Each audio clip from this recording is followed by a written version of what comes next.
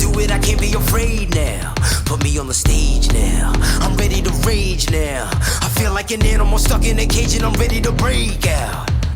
My time, none of you people can tell me to stop. This time, like the last time, you better get ready to race to the top. I'm ready to do this, show you what the truth is. I step on the field, it's time to get real, I'm feeling so ruthless. My time, none of you people can tell me to stop. Lower the lights down, hand over my crown, hand over my heart. I do this for my town, I do this for my crowd. So turn me up real loud. My time, none of you people can tell me to stop. Yeah. So what are you afraid of? Those feelings are made of. Get in the game, your moment of fame, show them what you made of. It's time that we stand up, it's time that we man up. For anyone asking who is the best, we putting our hands up. My time, nothing can keep me from reaching the top. This time, like the last time, I'm moving so fast, I'm ready to ride. I'm ready to throw down, it's time for the showdown. I'm ready to rise, don't be surprised, I'll take on the world now. My time, none of you people can tell me to stop.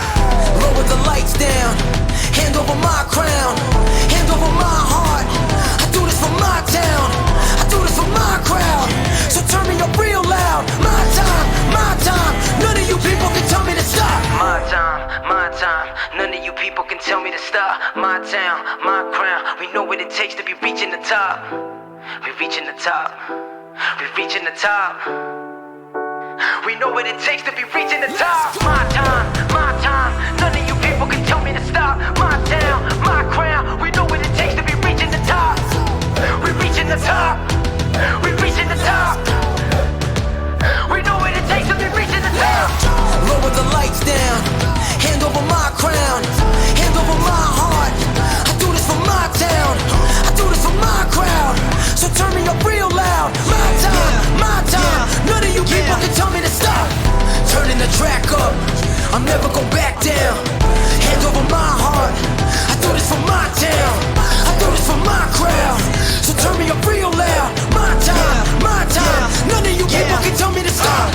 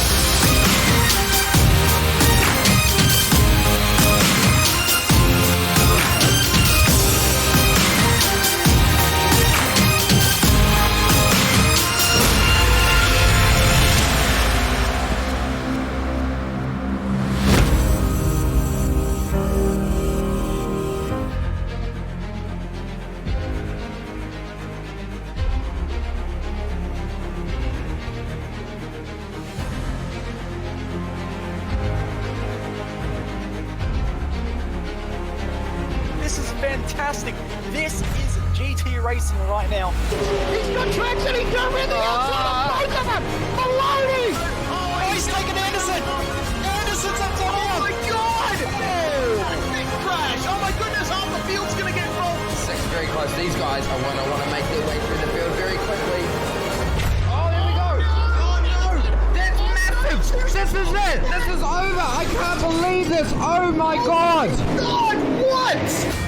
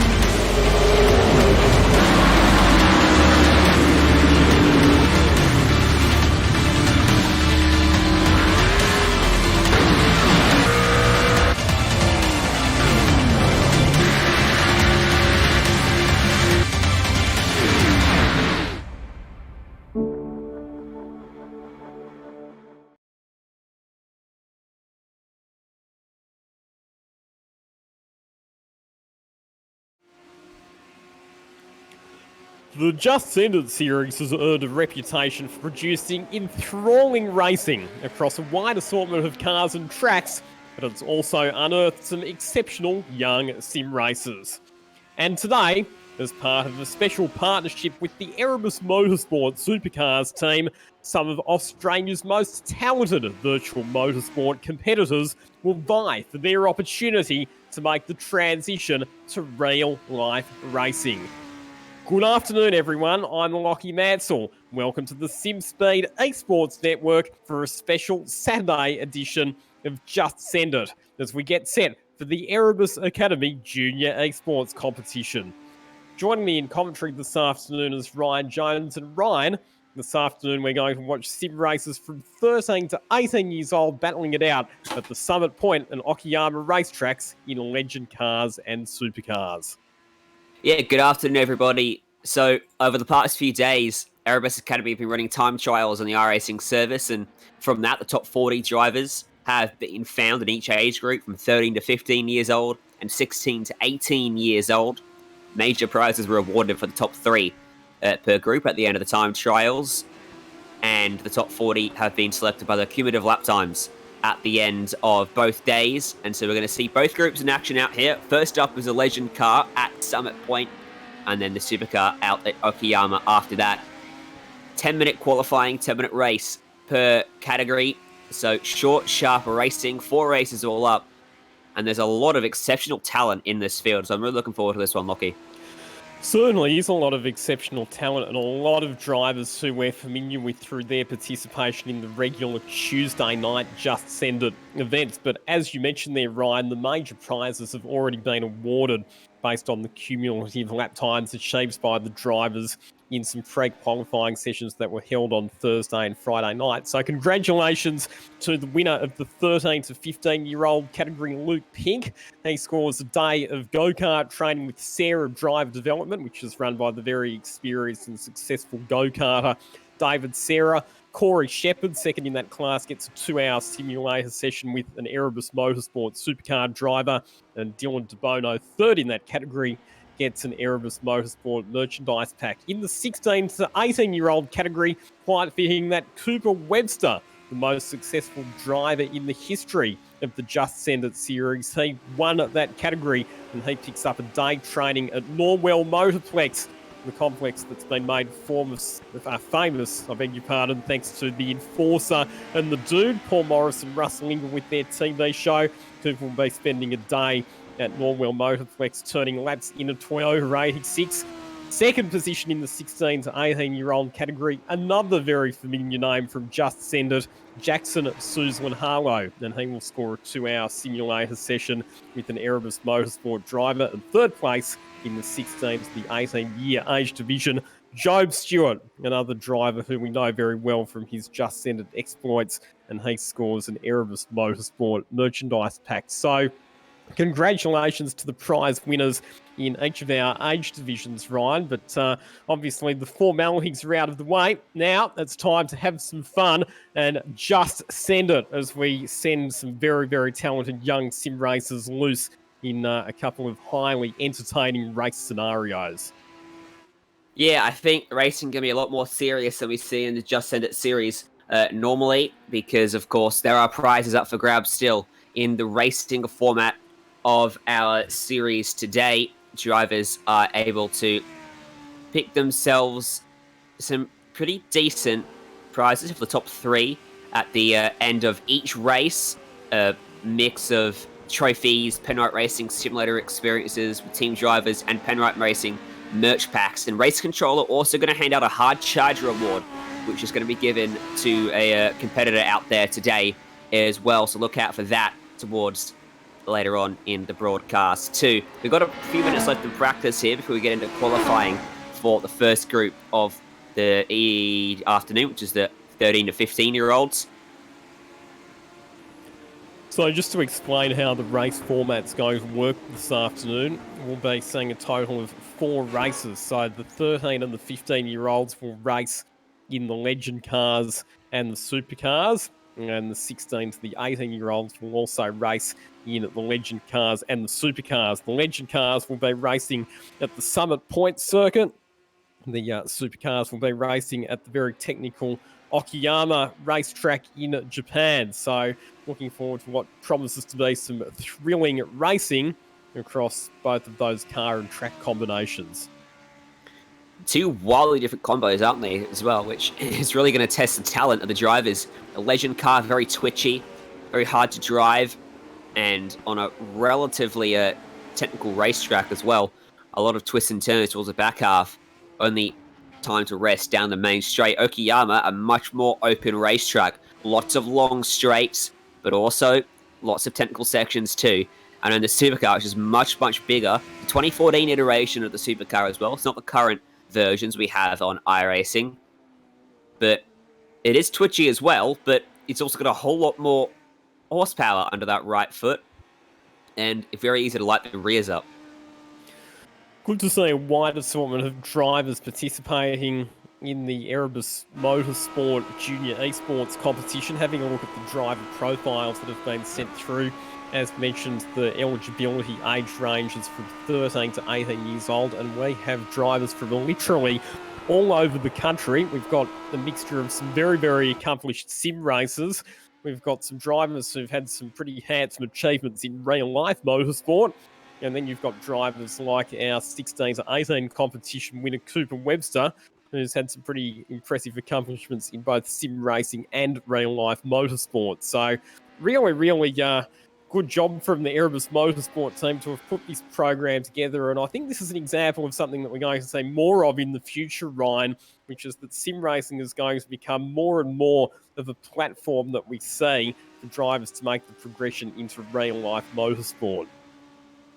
100%, and we've already seen it in the past with competitions like GT Academy and things like that. And good to see Supercars teams now in Erebus starting to make that step as well, because there is certainly a lot of talent to be unearthed in iRacing. And as you mentioned, that driver profiles that we've got access to at the moment, a lot of talent on Showcase. We've got drivers that compete in Aussie racing cars, Toyota 86.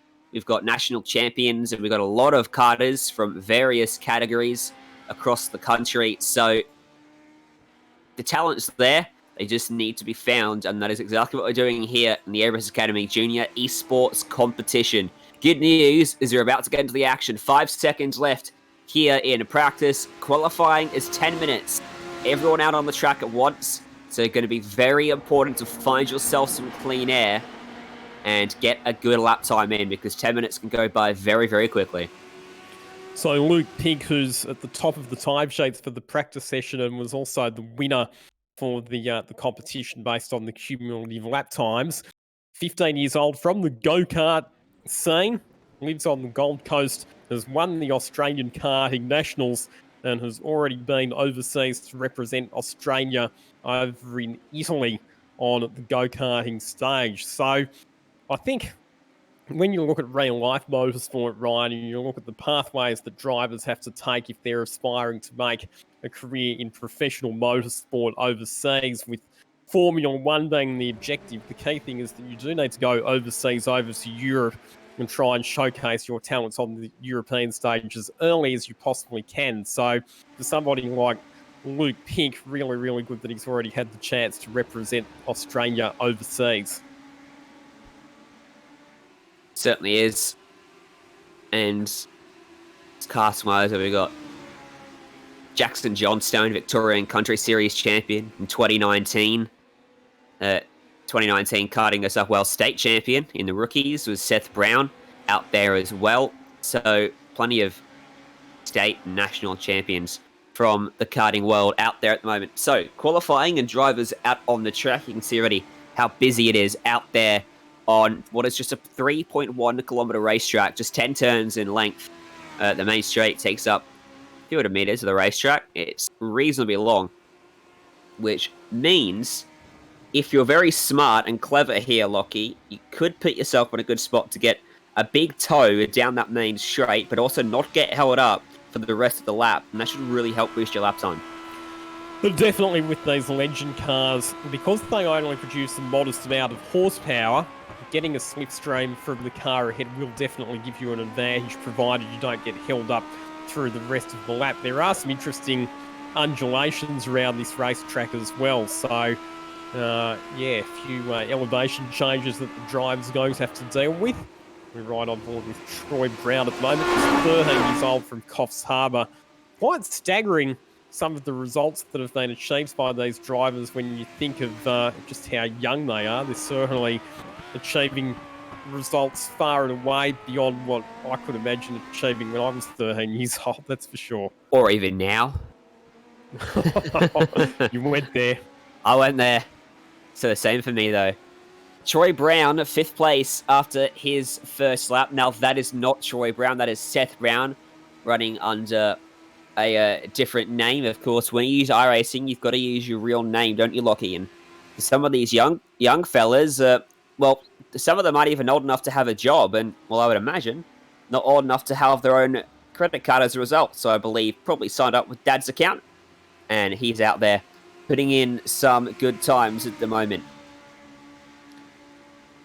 As is Aaron Oliver, who's fastest in the timesheets at the moment. Because this is only a 10-minute session, you don't get a lot of time to bank a clear lap. So the whole process of getting out onto the circuit, generating enough tyre temperature, and trying to get yourself into a position where you can maybe benefit from a slipstream without getting held up through the corners and getting a decent lap time. It's not a lot of time to achieve those objectives. So this is going to be a pretty cutthroat qualifying position, I would imagine. Techstar McCoy now moves to the top of the timesheets on a minute 20.8, playing a 1 minute 21.1 for Dylan DeBono, who sits in second position.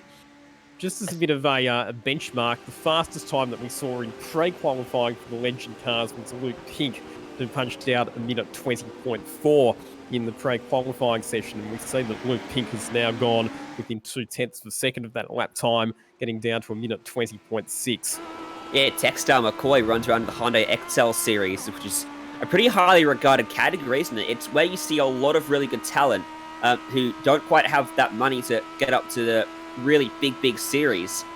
The Hyundai XLs is where they all seem to gather, Lockie, and there's a very big gathering and following around that series, and he's got some podiums in there, so he certainly knows what it takes in those cars. And would you say an XL is closer to a supercar or a legend car? Probably right in the middle, isn't it? In terms of lap time, definitely a legend car, yeah.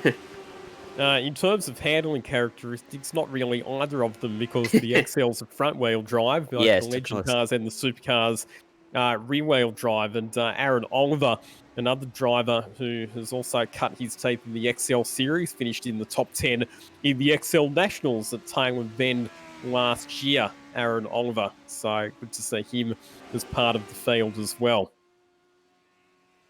35 times have been set. Everyone's put a lap time down so far. What about Bradley Fred? Can he improve on 26th place at the moment? He's got a 122.979 to his name. And as he comes across the line, improves massively to 7th place with the 121.2. Big improvement from Bailey there. He'll be stoked with that. See if he can improve on his next lap as well. Brody Sonter as well. Looks like he's made a mistake on this one. He's a few seconds off the pace, so he's winding up for an attempt here. Still got about 4.5 minutes left to get a lap time in. Hayden Sell, 13-year-old Queenslander. We ride on board with him in the number 8 car. And let's have a look at Hayden Sell. So he was 30th overall in the pre-qualifying times. We had, as you mentioned there, it's only the top 40 drivers from pre-qualifying that get into the race. And the times were extremely close. So you only had, it was less than 2 seconds separating 1st and 40th in the pre-qualifying. So it was pretty cutthroat just to get into the top 40. Certainly was. And these guys have to put a lot of time and effort in to get themselves tuned up and ready to go. Max Christensen, 18th at the moment of that number 6 car. A 123.2 for him. That will keep him in 18th place for now, but he's still got 3 minutes. Enough for a couple more laps out there. Corey McFarlane is all out in the weeds and trying to keep it headed generally the right direction. Just about gets it back on the racetrack and keeps going, but he'll have to have another attempt at that. A lot of traffic here for Jack Childs, though. And interestingly as well, Luke Pink has improved his lap time down to a 1 minute 20.41, which is actually a few hundredths of a second quicker than the best lap time that he achieved in pre-qualifying. So Luke Pink really lighting up the timesheets at the moment, and he's now got an advantage of almost half a second over the rest of the field. He is doing a stunning job out there at the moment. Ben Holiday is the youngest competitor in the field. He's currently 12 years old. Now, the rules for that, obviously, we say it's 13 to 15. It's your date of, it's your age as of the 31st of December at the end of the year. So that's why he's eligible. So he's 12, but he turns 13 before he turns 13, yeah. And he's doing a very good job up in 14th place, got to say.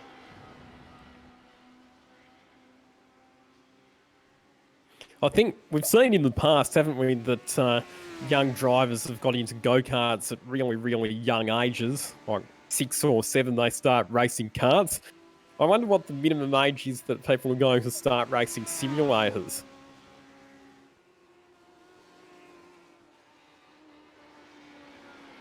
Probably about the same age. I mean, Mum and Dad, they got a simulator at home. They're going to chuck their kid on it and let them loose, aren't they? Can't hurt anybody, so can't hurt themselves, crucially. So, I think that was very close for Kajak. He was aware and alert and dived around him. That might affect his lap time, though. He would have kept in he looks like he kept in the throttle, but that little move off the line may have cost him a couple tenths of a second. Although, it looks like a pretty decent lap. It is a 121.597. Will keep him in 18th, but did find an improvement. Here's Aaron Oliver on board the number 70 Penrite car. Quite appropriate that he's running the Penrite sponsorship, given that they're also the major sponsor of the Erebus Motorsport Supercars team. And as mentioned before, Aaron Oliver made his debut in the XL Series last year after previously racing in go-kart competition. There's just 40 seconds left on the clock here in qualifying. Harrison Mitchell will come across to complete his lap, seeing if he can improve on a 121.825, 22.0, so he doesn't find that improvement that he needs that time. By, unfortunately, still Luke Pink with almost a half a second of margin out at the head of the field over Texstar McCoy, Stephen Tesmelis, Hugh Barter, Dylan DeBono, your top 5. Callum Pratt moves up into position number 3. And Stephen Tesmelis moving up into 4th position as well. So a couple of drivers improving late in the session. Checkered flag is now out, so the drivers will get to complete the lap that they're on, but Luke Pink, you would have to say, with almost half a second margin over Textar McCoy, is looking pretty good for pole position. He certainly is. Callum Pratt still got a lap under his belt to complete here if he can avoid being held up by the car in front. Ben Holiday back in 15th, out in the sand trap, sideways, coming out of the main straight. Spectacular, but lap time out the window, unfortunately for him. Behind Jason Furness at a front row seat to that. And he improved his time, so he kept his foot in it. It wasn't phased at all. Goes up to P25. It was actually a pretty good save. With these legend cars, the rear end is very twitchy. So if you have a sideways moment like that and you drop a couple of wheels into the grass or the gravel, it's actually quite hard to maintain control of the car without it rotating it all together.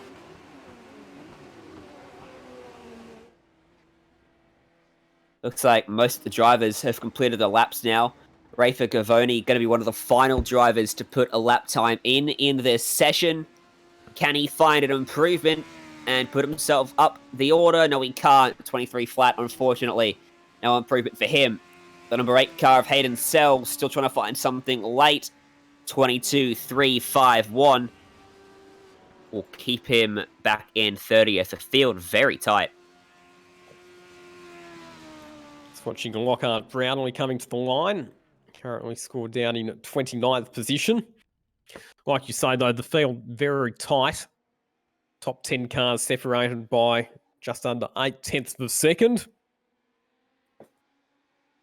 And the winner's circle, that's where you'll be heading if you finished in first position at the end of the race, which is coming up in a couple of moments' time.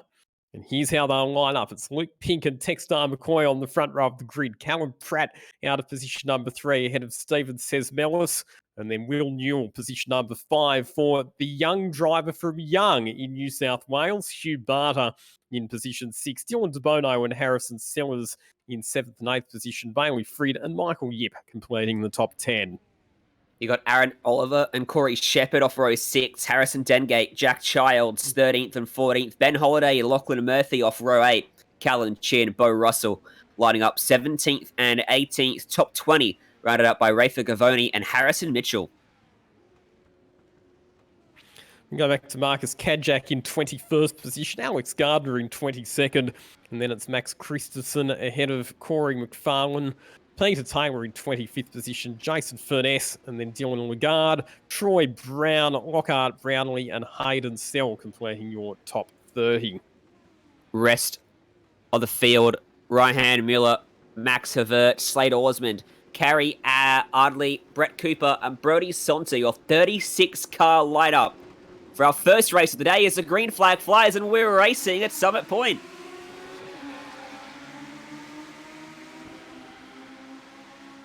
We will hold our breath as they head down into turn number 1 on this opening lap, but it's Luke Pink who gets a decisive jump. He'll be on the inside and move through, swing across to take the lead. Look a bit further back in the pack.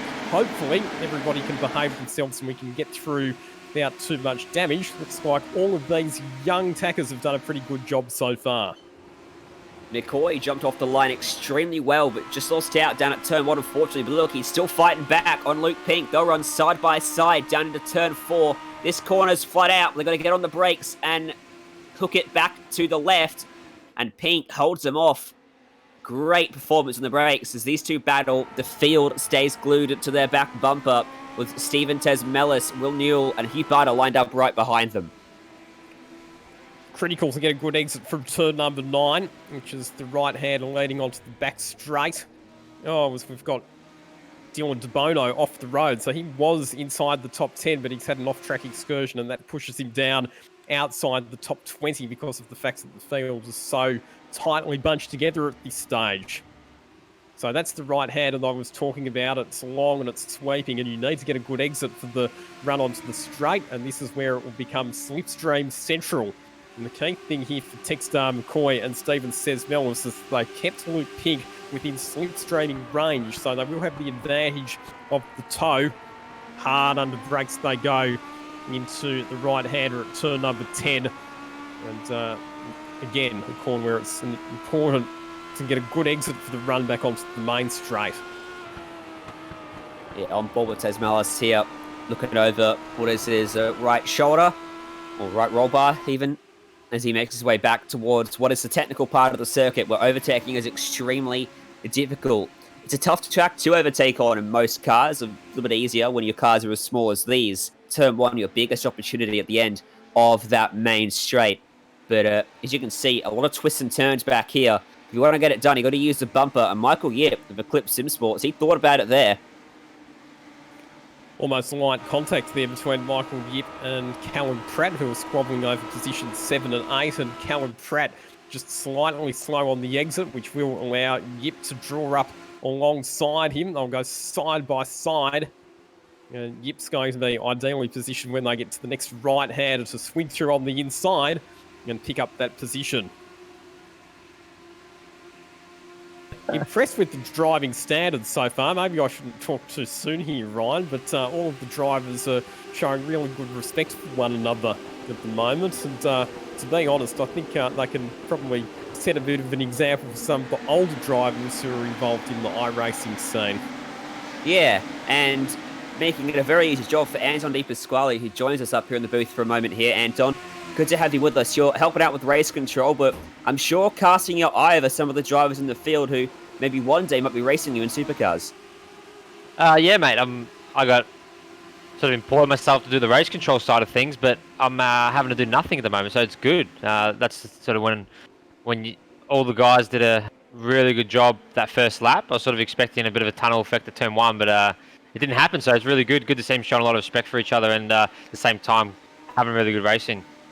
Got to be impressed with the level of quality throughout both age groups and the times they've put down over the couple of time trial days we've had, because, well, I think we were discussing earlier, Anton, with me and Lockie about some of these sim races could very well make the jump from sim racing to motorsport. Do you see that as a viable option for the future?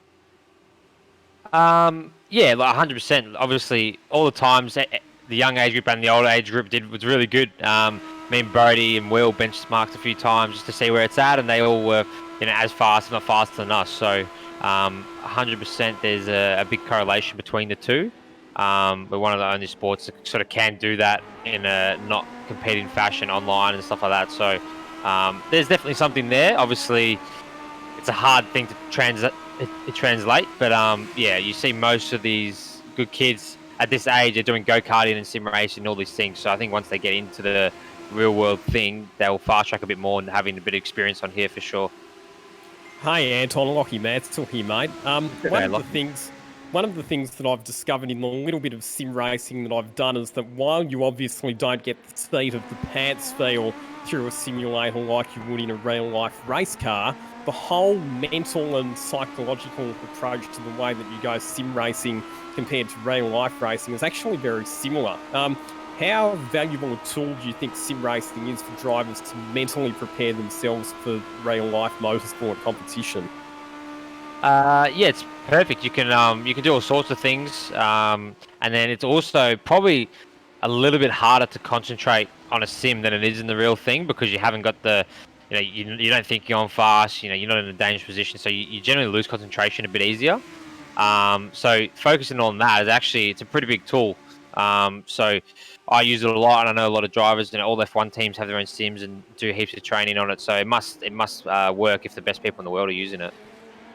You've obviously been closely following this Erebus Motorsport Junior Academy competition. Any particular drivers who've impressed you or stood out from what you've seen so far? Yeah, I've been keeping an eye on all the sessions. And it's funny, we race a lot of these kids. You see their names in all the lobbies. They're on here most of the days, so it's good to see them taking part in our little academy thing. But yeah, obviously Luke leading at the moment's been doing pretty good. He should have been the fastest in both of his sessions, so he's obviously doing really well. But all the kids are doing good. They're all showing a lot of respect for each other, getting out of each other's way and not crashing. So it's good to see that. It's probably something us older guys can take a little note on.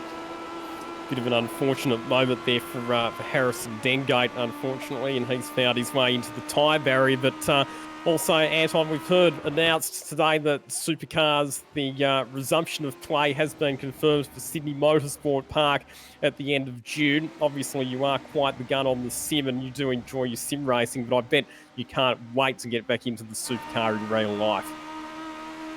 Yeah. It'd be awesome. Obviously, we've been able to do what we're doing now, but doing the real things heaps better. And we've all been waiting out for the time to get back in, so at least we know when it is now, so we can look forward to it and get back into it, and hopefully go really well. We've been going good in the E-Series stuff, so hopefully some of that translates over. Good stuff, Anton. We'll let you get back to your duties in race control. There he is, Anton De Pasquale from the Penrite Erebus Motorsport Supercars team, who is also our race director / driving standards observer for these races. And some terrific battles happening in the mid-pack at the moment, Ryan.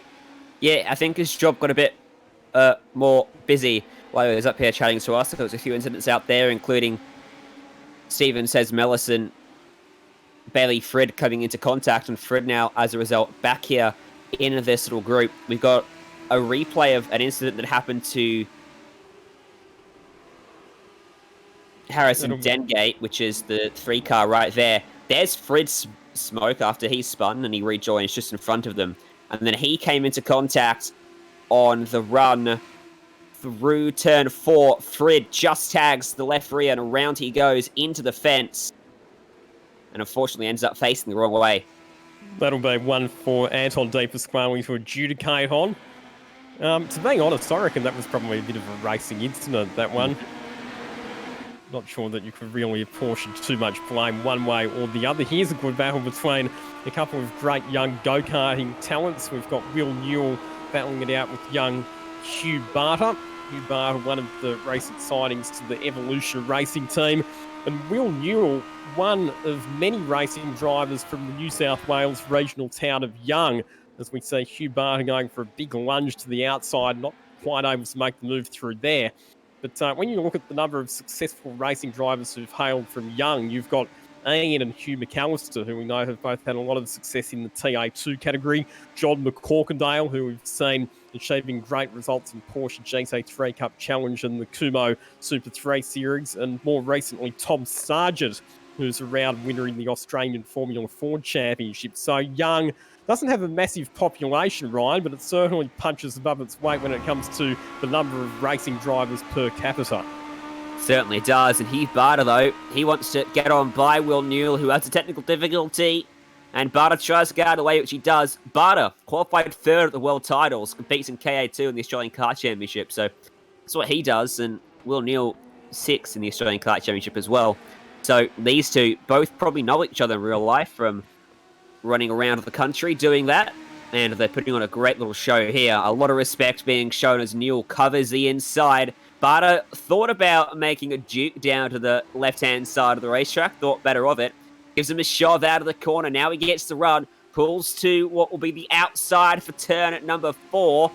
But it'll become the inside if he can keep the car there. Newell tries to cover him off. 2 tyres on the grass. Skates it in. Sideways. Now to control it. Around he goes. And he collects the 44 as well. Oh dear, that's very unfortunate for Michael Yip there, because he was very much the innocent victim. But what a performance this has been from Luke Pink. He notched up the overall competition win with the best cumulative lap time over the last couple of days, and he's going to back that up with a sensational and comprehensive victory in the race as well for the Legend cars. Very well done to Luke Pink. 4.5 seconds, the final margin back to Techstar McCoy. So great performance there for Luke Pink, and his prize for picking up the race win, a $250 voucher thanks to Petter's suspension. Second place, Techstar McCoy. He gets the 2-hour coaching session with an Erebus Motorsport driver on the simulator. And third place, which ultimately does go the way of Will Newell, he picks up a Penrite Racing merchandise pack for his effort. So some great prizes there coming the way of our top 3 finishers. There was an almighty battle for P5 coming to the line. Look at the margin on your screen there between them. Just a few hundredths of a second. That is your top 10 at the end of our first race of the day. The juniors, the 13 to 15-year-olds, at Summit Point. Luke Pink coming out on top from McCoy in second, Will Neal third. And you see the rest of the results there, Lockie. Yeah, Lachlan Murphy home in 11th position ahead of Ben Holiday, back then to Peter Taylor. Stephen says Mellis back to 14th position. Michael Yip, unfortunately, getting spun all the way down to 15th position as a result of that collision with Hugh Barter on the final lap. And then it was Dylan DeBono ahead of Lockhart Brownlee, Jason Furness, Marcus Kajak, and Dylan Lagarde rounding out our top 20. Everyone finishing on the lead lap in the top 30. Bo Russell, Kalen Chin, Hayden Sell, Max Savett, Corey McFarlane, Ryan Mueller, Rayford Gavoni, Harrison Mitchell, Alex Gardner, Harrison Dengay, and then the field was rounded out by your other 6 drivers. Slade Osmond, yep. Brody Sonton, back to Troy Brown, Max Christensen, Brett Cooper, Kay Arnley, and then the Erebus Motorsport entry there that you see in position number 37, that would have been Anton De Pasquale, logging into the session to be race control and driving standards. So that completes the first race of the Erebus eSports Junior Academy competition. You're watching it here on the SimSpeed TV network. A break and back with more very shortly.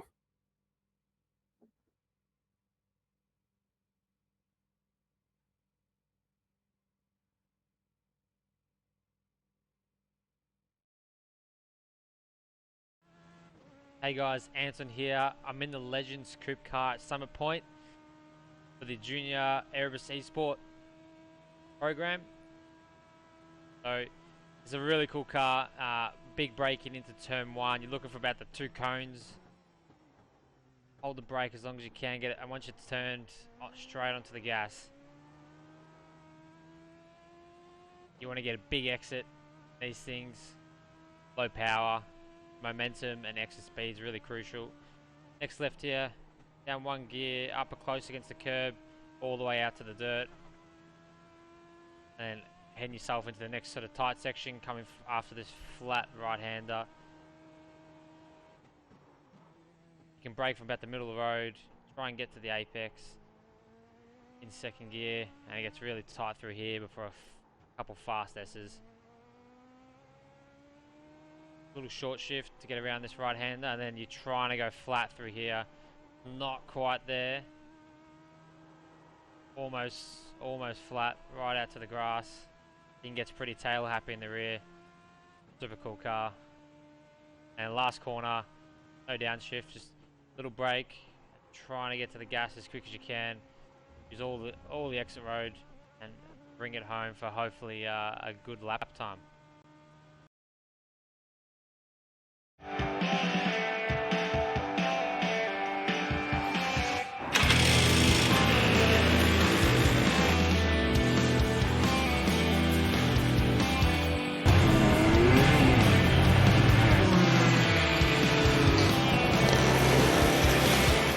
So we're out here today at Todd Road Karting Complex for our final preparations before the Las Vegas Super Nationals, where we've got young drivers Bradley Majman, William Kalesia and Riley Harrison competing.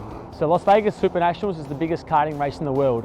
Over 500 drivers are going to be competing at the Rio Casino in a car park. Some of the drivers in the past who have competed are Michael Schumacher and Australia's Will Power. So with our team of drivers, we're going to be hoping for a top 10 result. There's going to be 40 drivers competing in the Micro Swift class they'll be competing in.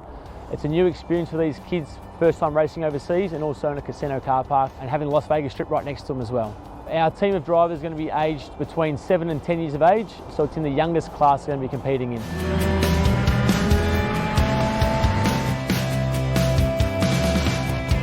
I raced around Australia, not just Victoria, but did a lot of races. There's a lot of competitive drivers, and we've been making a lot of points and wins and podiums. It's really good because we can have Erebus and then have Jaden down the track helping the data, and then Dave doing the setup for us and getting driver tips, and then also being able to go into the factory with doing all the simulated stuff has been really cool. And we've gone all around the country doing the AKC races. It's really good to travel, have really good times at the track, and share our experiences together. Yeah, looking forward to Vegas, obviously going on the new tyres, new kart, new engine. It will be a good experience. We've done a lot of driving lately and we've got a lot quicker. My racecraft's got a lot better, so hopefully we'll be up the top in the top 5.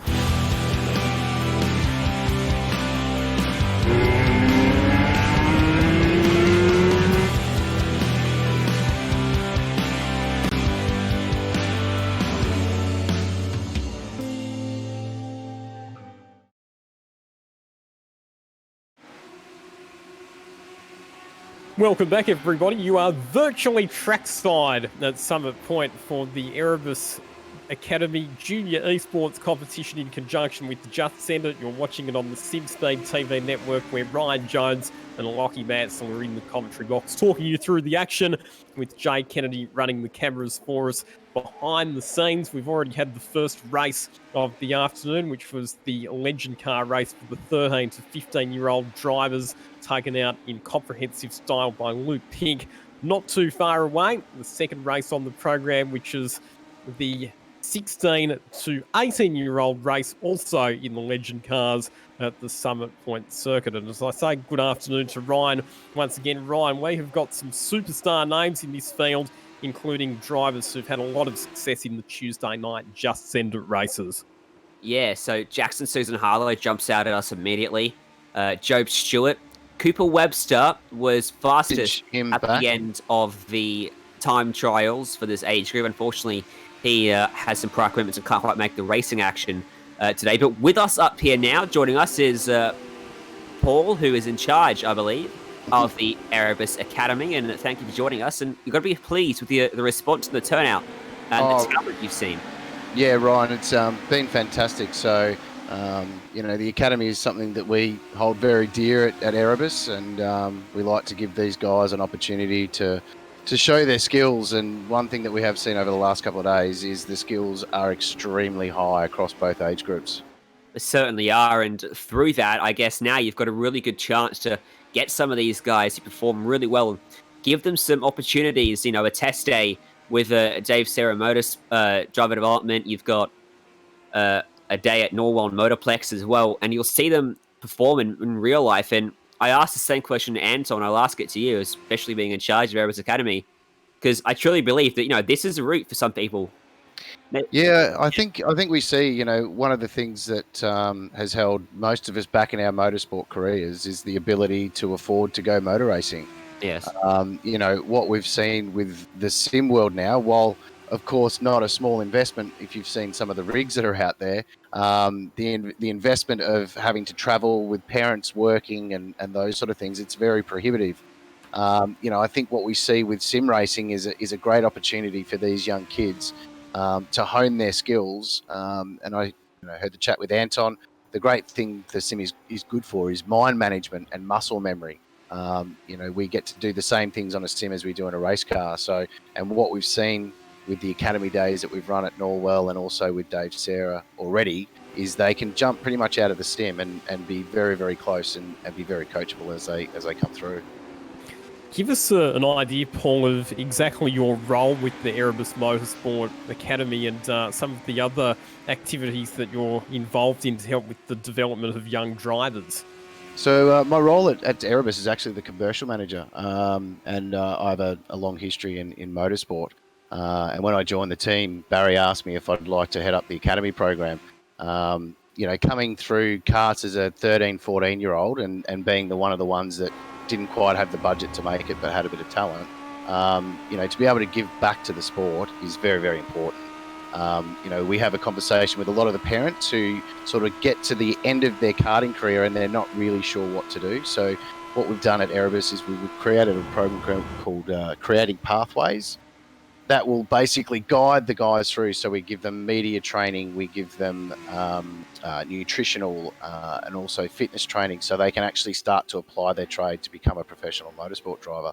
So that's been great. I think after the success of this one, we'll continue to do some sim competitions through the year as well. So it's all looking good from that point of view. Obviously, you've forged the relationship with the Norwell Motorplex as well, with Paul Morris and his very capable lineup of driver instructors. How valuable has that relationship been so far? Oh, massively valuable, I think. Paul is outstanding. I mean, I trained with Paul as a 21-year-old as well, so I know firsthand, the benefits of being involved. But just being able to take these kids to a private facility in safe environments and be able to put them in the car with instructors like Anton and Brody, it's absolutely invaluable. And if you want to make the step from karts to cars, Norwell Motorplex has driver programs, which is like anything you do with TAFE. You go through modules as they build you up to be a better and better driver. So that's been fantastic. Same with Sarah driver development as well. He's doing some great kids with that, younger generations from 8 to 13 as well. So it's really good. So looking at the bigger picture with Erebus Motorsport, is the overall objective here to try and funnel some of the better performing drivers in the academy so that they can step up into national motorsport competition, maybe into something like the Toyota 86 series, and then from there move up into Supercars development series and then ultimately into the main game? Definitely. We've actually got with that Creating Pathways program, we've sort of highlighted the karting through to 86. And we, of course, have a great relationship with Image Racing. So we now have that Kumo V8 or Super 3 option available for young drivers, and then all the way into Super 2. You can see with Will Brown, he's come through the Academy program and he'll be full-time on the grid next year. And this is a great resource for us. I mean, we're always looking for the next big thing to come through from karts and talented kids, and this gives us a platform to be able to gauge that. So there's a clear path now inside Erebus with the academy, and that's what it's all about.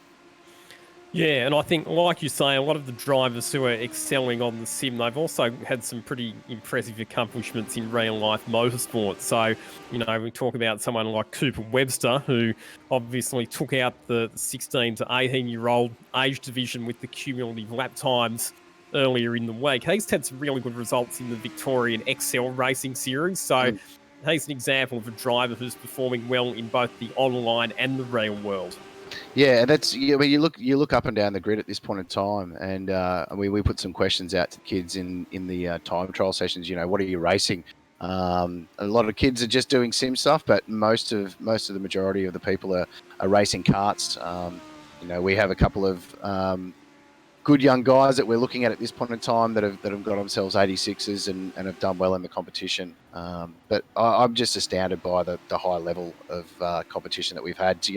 To have Brody and Anton jump in, who worked on the setups for these cars, and these guys, in some cases, being quicker than them.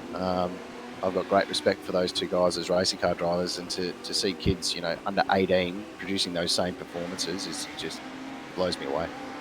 Yeah, well, I think just finally, Paul, we need to say well done to you and the Erebus Motorsport organisation, because I think increasingly we are going to see sim racing becoming recognised as more and more of a legitimate pathway into real-life motorsport. So well done to you and everybody else there at Erebus Motorsport for taking the initiative.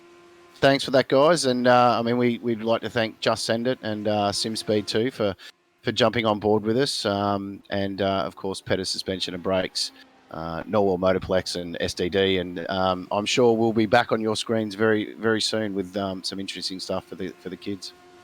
Look forward to it. There he is, Paul Thompson, Commercial Manager at Erebus Motorsport. We're watching qualifying for the 16 to the 18-year-olds in the Legend cars, and it is super tight at the top at the moment, Ryan.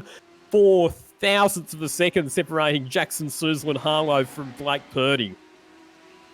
Three names that are very familiar up at the front of that. JSH is we've sort of universally started calling him in iRacing circles, and then Purdy, Stewart, Billy Fraser back there in fourth. Someone that's popped up very recently on iRacing through other series, through New Zealand and stuff. He's actually the current leader of the New Zealand Formula Ford Championship, so he has got some big real-life mojo underneath him, and he does a very good job on the sim, so watch out for him in this one as well. Matt McCutcheon in a similar boat, from New Zealand, a lot of real life experience, doing pretty well in the sim world. And Jackson Johnstone not doing quite so well on that lap. Just tagged the fence as Stewart. Yep, Job Stewart goes to the top, a minute 20.4. And Jackson Suzlin Harlow will not be able to respond. And Blake Purdy, here he comes at the moment, not quite sure that he's going to be able to improve either. So a cracking final lap there for Job Stewart is going to see him snatch pole position in the very dying stages of the session. Here comes Miles Burgess. Yep. Could improve on his final. No, he does. Improves 23rd, so good improvement on the final lap, in fact, from him. Brady Carr, a 121.578. will keep him in 16th place. Matt McCutcheon in 6th at the moment. Can he find an improvement and jump inside of the top 5? It's 120.8. And not an improvement, unfortunately, for him, as Jack Boyd props up to 5th. Jack Boyd, a driver who we've seen a fair bit of in the sim racing scene in recent times as well. He's been running in the Circuit XL A-Series. And we've seen that Jack Boyd's had some pretty good results in karts as well. So not too much of a surprise to see him up near the pointy end. And in fact, Jack Boyd is going to be running in the Aussie Racing Car Series as well. But there is Job Stewart, the Mount Gambier driver who takes pole position for the 16 to 18-year-old division for the Legend Cars. He'll line up on position number 1. Jackson Suzlin Harlow alongside him on the front row of the grid. Blake Purdy starts out of 3rd position ahead of Billy Fraser. And then it's Jack Boyd back to Cooper Johnston, Matt McCutcheon in 7th, Cody Burchin, the Australian Formula Ford Championship race winner, in 8th position, Joel Johnson in 9th, Jaden Wanzek rounding out our top 10. Bailey Sweeney, who is actually an Erebus Academy driver already, competing in Toyota 86 in real life, starts from 11th. Sean Wright in 12th, Reese Cohen and Ruben Goodall starting off row 7. Callum Watson and Brady Carr off row number 8. Emerson Harvey and Reef McCarthy from 17th and 18th. Your top 20 is rounded out by Luke Mitchinson and Mario Vartanian. Back to Tane Venables out of 21st. Jada Dixon in position 22. Kyle Evans in 23rd spot ahead of Miles Burgess. Zane Hills back to Damon Harper. Lachlan Manafe, another Australian Formula Ford Championship round winner in 27th position, back to Bradley Vaughan. Jackson Griffith and Jackson Johnston in 30th position. Your field will be rounded out by Jeff Calvert, Tyson It's actually Zach Calvert, but yes, continue. Aidan Brand and Thomas Schwerkolt. There 34 cars lining up for this one in the 16 to 18 age group. A field filled with names from the Just Send It series and sim racing world. So just on the Calvert entry, so Jeff Calvert, who's actually the treasurer of the Benalla Auto Club, it's his son, Zach Calvert, who will be driving that car. Good job from him to qualify inside the top 40 and earn himself a spot in this race as we get ourselves set for a race start. Once again, it's a super short sprint race, 10 minutes the distance, and all of our cars just about gridded up and ready to go.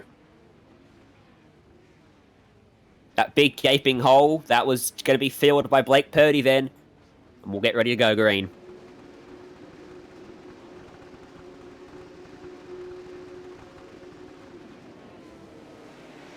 Green flag, lights out and away we go. Excellent jump from our pole seater Job Stewart. Bit of a sluggish start from Jackson Suzlin Harlow off the front row of the grid, and a really good start as well from Blake Purdy, who's going to be right on the tail of Job Stewart as they head down into turn number 1 and pulls to the outside. Can't go the long way around though, but Suzlin Harlow gets slotted back into 3rd position with not the best getaway.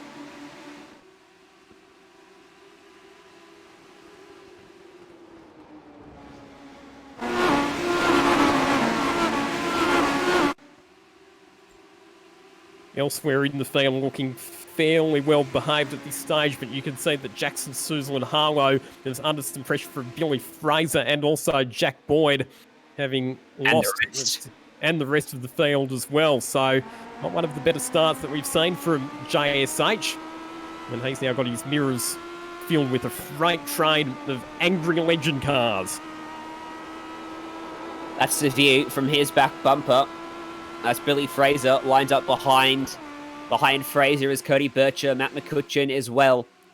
Bircher, McCutcheon, and Fraser could put themselves in a very good position here if they bump draft down this main straight. They could slingshot by Harlow, but I don't think that's going to happen because Jack Boyd has got to run to the inside of Fraser, try to take the air away from the rear end of that car to side draft him a bit.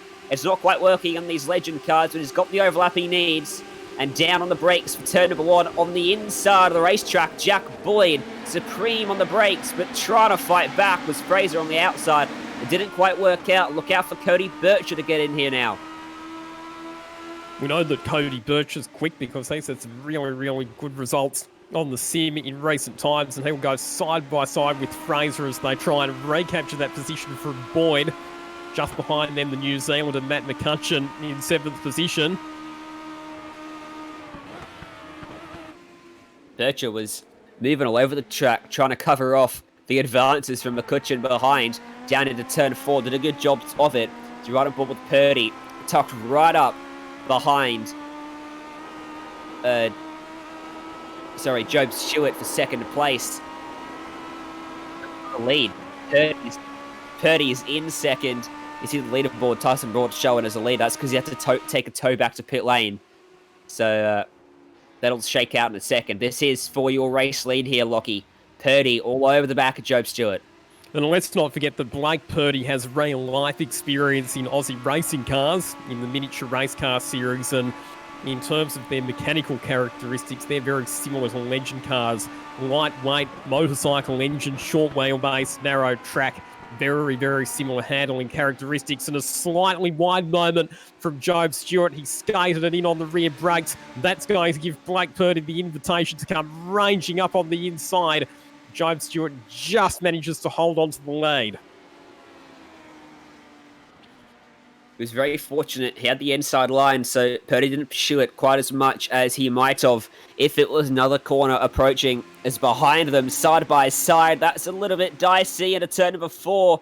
They were almost 3 wide for a second as they go through the corner and turned around as number 17 on the outside of the racetrack. That's Billy Fraser who comes unstuck. Oh, and unfortunately, with him being stuck in an awkward position there's another car that's collected him in that corner, but he was side by side there with Cody Birch, and there wasn't quite room for the two of them. It was only fairly light contact, and there definitely wouldn't have been any malice intended in that one, but unfortunately, it's Fraser who's ended up coming off 2nd best. We're right on board with Blake Purdy, who continues to apply the pressure to our race leader, Job Stewart. He gets a really good tow down at the straight. It's going to be good enough for him to pull out. The other thing as well is while these two are battling, Jackson Suzel and Harlow is slowly reeling them in. Here comes the move for the lead. Up the inside goes Blake Purdy. Job Stewart trying to hang tough on the outside. And watch out for Suzel and Harlow because he's lurking there in the background. He set the fastest lap of the race last time around, and he's rapidly railing in our 2 race leaders. But it is Blake Purdy who has successfully completed that move and now holds position 1. But for how long? Because he got a bit wide there coming out of the left-hander, dropped a couple of wheels into the dust, and that's going to give Job Stewart an opportunity to recapture the position as Stewart goes to the inside, but he'll be on the wrong side of the road for the next right-hander. And with Suzel and Harlow catching these two, it's now genuinely a 3-way battle for the lead of the race. We have already reached the halfway point. It just goes to show that the time flies when you're having fun. It certainly does. It's a very short race as well. So that purple lap last time by from Harlow was 3/10 quicker than Stewart and Purdy, who are battling. And Stewart might be able to come back at Purdy with a good exit out of the final corner and the slipstream down this main straight. On board with Harlow as he gets the double toe down towards turn number 1. Purdy's got a bit of a margin on Stewart. He's not close enough to make that move. Stewart shows a nose, but he can't quite get up the inside as Harlow ranges up to the back bumper on the brakes, but not quite there. The top 3 covered by 0.4 of a second now with 4 minutes remaining. And they've left the rest of the field behind, haven't they? It's a big gap then back to the next group of cars, which is headed by Cody Bircher, who sits in position 4. having managed to get ahead of Jack Boyd. I reckon watch out for Jackson Susel and Harlow now. We know just how good he is, just how versatile he is as well at adapting between all different types of cars. And he will be putting the pressure on. Can Job Stewart hold on to second position? Can Blake Purdy pull away? Will we see some more changes of position before we get to the end of this race? I'd almost put money on it. All it takes is one tiny mistake from Purdy to come under all sorts of pressure from Job Stewart. And in these cars, it's very easy to make those tiny mistakes as they twitch their way through the corners and out onto the main straight. This is the most crucial corner of the lap because it precedes the biggest overtaking opportunity on the circuit. And they were so even through there. All of them absolutely on the limit. Cannot possibly go any faster through there. And as a result, they stay exactly even with each other down the main straight towards turn number 1. Harlow shows a nose. He goes for the move. Stewart tried to have a look at Purdy. They make contact and Harlow slides. He catches it. Stewart loses a bunch of time. Purdy is going to try to run away as they battle behind. That was a big send, wasn't it, from Jackson Susel and Harlow. He threw it in there, braked at the last minute, but in the end wasn't quite able to get the car slowed down enough and exceeded the limit of adhesion as he went to tip it into that corner. Good driving to maintain control of the car, but he has just lost a bit of time. Look at how congested it is here in the mid-pack with drivers battling over position, a bit like what we saw in the 13 to the 15-year-old age group race. And around goes the number 16 car. And Sweeney. So the 16 of Joel Johnston turned around by Bailey Sweeney, who in fact got turned himself in the aftermath of that. Johnson was pressuring Johnston for 7th place. Checked up middle of the corner. Sweeney gets into him, and as he tries to avoid, just got tagged by the 22 of Reese Cohen on those way by. I don't think there was quite enough room there for Bailey Sweeney to get down the inside there. Again, don't think there was anything intentional in that one, but it was just Bailey Sweeney going for a gap that maybe only half existed. Minute and 40 seconds to go, and Blake Purdy continues to lead ahead of Job Stewart. Jackson Susel and Harlow, after that mistake that we saw on the previous lap, has just fallen off the back of our two race leaders slightly. Here's a move. That's Kyle Evans getting up the inside of Zane Hills. That's a change in position 12. Hills didn't let him go easily. Tucks right back up to that bumper. Gives him a shot. Down out of turn number 1 towards turn 2. Great shot there as they ride over the camera. Someone goes completely wide of the camera and out to the sand trap. And still on the grass. And keeps it going. Ruben Goodall now going to come under pressure from the 37 who sweeps around the outside. And on the brakes, gets it done. That was Sam Christensen taking advantage of a very good opportunity. After starting last, he has flown through the field. But here comes Goodall fighting back. So Sam Christensen, who started last, may be in contention for that hard charger award that we talked about, or as we like to call it in Just Send It, the best postman award for the driver who makes up the most positions. And Jada Dixon's had an incident, and Jack Johnston off the road as well. He was running in the top 10 at the time. As we turn our attention back to our race leaders who are on their final lap, Blake Purdy by 0.6 of a second ahead of Job Stewart. Battles just on the fringe of the top 10 have heated up as Emerson Harvey gets down the inside of Reese Cohen. That's a change in position 8.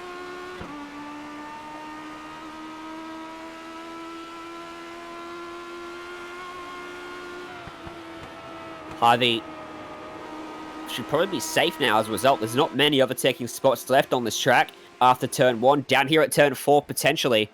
You've got to be an extremely brave man to pull it off. And you've got to be really close to even think about making it work as well. Blake Purdy's got a half a second of margin as he makes his way into the final sector on the racetrack over Job Stewart in second. And Blake Purdy, after starting third, putting on a very good show. Well, he took out the opening round of the miniature race car series at Winton Motor Raceway behind the wheel of his Aussie racing car. That was back in March. Seems a long time ago now. Hasn't done any real-life racing since then, like everybody else, but he is going to reign supreme in the virtual world today. It's Blake Purdy who takes out the legend car race for the 16 to the 18-year-olds in the Erebus Academy Junior eSports competition here at the Summit Point Raceway. And just like the younger age division, he will pick up a great prize in the form of a $250 Penn suspension voucher as a result of that victory. Second place goes the way of Job Stewart. He'll pick up a 2-hour simulator session with an Erebus Motorsport driver. In third place, Jackson Suslan Harlow. He scores a Penrite merchandise pack for coming home on the podium. There's still another 2 races to come in the Supercar at Okayama. Before we do that, we'll have a look at your results. Was Purdy won by half a second back to Stewart in the end, with Harlow third. Bircher, Boyd, your top 5. Matt McCutcheon, Cooper Johnston, Emerson Harvey, and Reese Cohen and Jaden Wanzak rounded out your top 10. Mario Vartanian in 11th position ahead of Kyle Evans, back then to Zane Hills and Luke Mitchinson, back to Miles Burgess, Ruben Goodall, Tane Venables, Sam Christensen, Sean Wright, and Callum Watson in 20th position. 21st went the way of Damon Harper, with Bailey Sweeney back in 22nd after getting turned around, along with Joel Johnson in 23rd, Lachlan Manif and Reeve McCarthy, 24th and 25th, Jackson Griffith, Aidan Brand, Jeff Calvert, Billy Fraser, and Jackson Johnstone were your top 30. And rounding out the cars outside the top 30, Tyson Broad in position 31, Brady Carr in position 32, Thomas Schwerkolt, who I believe is the son of Charlie Schwerkolt from Team 18, in 33rd position ahead of Jada Dixon, and then Bradley Vaughan in position 35. So that's our Legend Car action done and dusted. There is Blake Birdie doing some celebratory burnouts to celebrate winning the Legend Cars race. But next we'll jump into some more powerful machinery in the form of supercars, and we head to Japan, to the Okayama circuit. Supercars coming out onto the racetrack very shortly. You are watching the Erebus Academy Junior A-Series competition. You're watching it on the SimSpeed TV network. Hey guys, Anton here. We're in the VF Supercar. We're at Okayama, and I'm going to take you for a lap. So we're braking about the 100 meters into turn 1. Braking as late as you can, get it close to that curb. Easy on the gas, using all the road. Then holding third here, a little bit of turning oversteer. Run it right out to the dirt. Up through the gears for this little S-bend. And then we're trying to get a big exit out of here. So we're braking about just after that first board, in tight, and then easing on the gas, and getting a big run out. This is a long straight heading to a big passing zone. Up to the gears, we're looking for somewhere in between these boards here, about the 150, and in the second, make the curb, nice and tight section through here. Tight left, throw it in there, all the way out on the exit curb. Getting through here, in hard. Going down a couple gears for this next left, followed by the right. So be careful not to overshoot one of these, as they sort of help each other. Nice and tight through here, easing on the gas, getting a good run out. A little bit of a right kink off the gas, up on the curb. And then last corner, stay in third gear, using all the exit road and bringing it to the line. That's a lap for me at Okayama.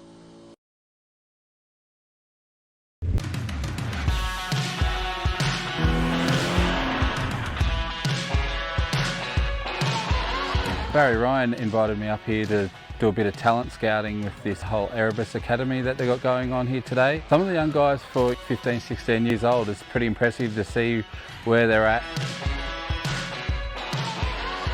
Hi, I'm Billy Fraser, I'm 16 years old and race Formula Ford in New Zealand.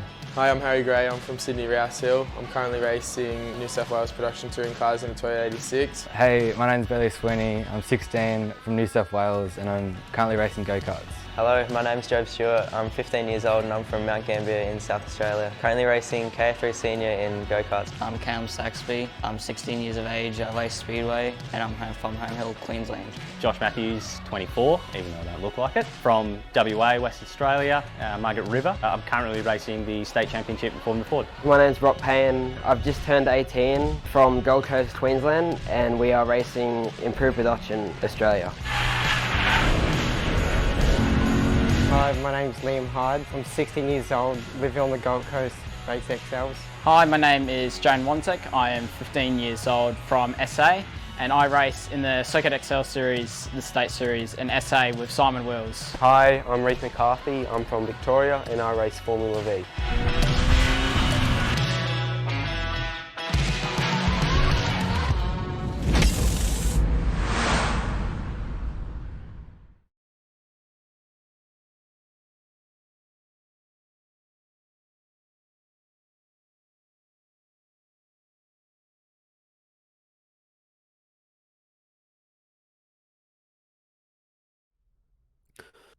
Great to have your company here on the SimSpeed TV network, where we have headed across the ocean to Japan, to the Okayama circuit, and we've swapped into some supercars. Right now, we are gearing up for the second race for the 13 to the 15-year-old age group here in the Erebus Academy Junior eSports competition. Lachlan Mansell and Ryan Jones remaining in the commentary box with you. Great to have your company right around the world, wherever you are tuning in. And I'll tell you what, bit of a transition for the drivers have to make now, jumping out of the legend cars, which have obviously got quite darty, sharp handling, relatively modest horsepower, into the raw, brute performance of supercars. The 2014 iteration of these cars, so the Holden VF Commodore and the Ford FG Falcon. 2014 are those cars in iRacing, but they're only racing the Holden Commodore today because, of course, that is what Erebus Motorsport use in the supercars competition. Well, it'll be the ZB Commodore, sorry, not the ZB, the VF Commodore as well. So it'll be the car that is currently used by Erebus Motorsport. Super 2. In the Super 2 series, which obviously it's Image Racing who runs Erebus Motorsport's program in the Super 2 series, where their current drivers are Will Brown and Jordan Boys. So here we are at the Okayama circuit, and this will be an interesting circuit for these supercars because it's a very, very technical racetrack with only really the one long straight, which is the back straight, but apart from that, the rest of the corners on the racetrack are fairly slow. And just like the Summit Point circuit, there are some undulations and elevation changes as well. Main straight's pretty decently long as well. Should be getting a good toe and a slipstream down both straights here at Okayama on both ends of the circuit. But lap times at about 1:34 for these drivers at the moment of the early laps here in the qualifying. Going to be really crucial, that corner there, turn 4. It's a long, sweeping right-hander that also hits up the hill a bit as you exit the corner too, but it proceeds along the straight on the circuit. Get it wrong, you're going to lose a bucket load of time and cost yourself a bunch of spots, especially in the early laps. It's a hard corner to get right because it just seems to go for so long, and the trick with that corner is you need to try and hug the apex for longer than what you think. If you drift out too wide too early, the road actually falls off camber on the exit, and you have to get off the throttle, otherwise you just go understeering straight off the racetrack. Speaking of understeer, a bit of understeer there for the car that was just in front of Aaron Oliver heading into the braking point at turn number 8. It's always the challenge to try and get the car stopped and turned. Luke Pink currently sits on top of the timesheets again. The 1:33.597 is margin this time, just under 0.2 of a second back to Holiday. Then it's half a second back to Aaron Oliver, who immediately knocks that off by about 3 seconds, which is eclipsed by Corey Shepherd. So the time starts to tumble as tyres come to temperature, which is a talking point that wasn't quite as big in the legend cars, but it certainly is here, Lockie. Yeah, the tyres in the supercars are a lot more temperature sensitive. The legend car tyres, you do still need to get them up to temperature, and the cars can be a bit unstable on cold tyres, but nowhere near as much as supercars. And because we've only got 10-minute qualifying sessions and 10-minute races, tyre degradation's not going to be a massive issue, I wouldn't think. It'll be driving pretty hard all the way through. You wouldn't have to be thinking too much about time management as such. Certainly, but especially launching off the line, and the rate of tyres is going to be stone cold as well, so that's going to be extremely dicey on the opening lap too. So a lot to consider for them out there in these big beasts of the virtual race car. Luke Pink's fallen back to 24th now, but he's going to get in a lap time here that will definitely be an improvement. But is it improvement enough to put him at the top? It is. It's 29.370. Goes quickest by about a tenth of a second. In contrast to what we saw from the Legend cars at Summit Point, everybody in the supercars seems to be wanting to get as much clear track as possible. The reason being that the benefit that you get from the slipstream in the supercars, particularly at this racetrack, is nowhere near as much as what it is in the Legend cars.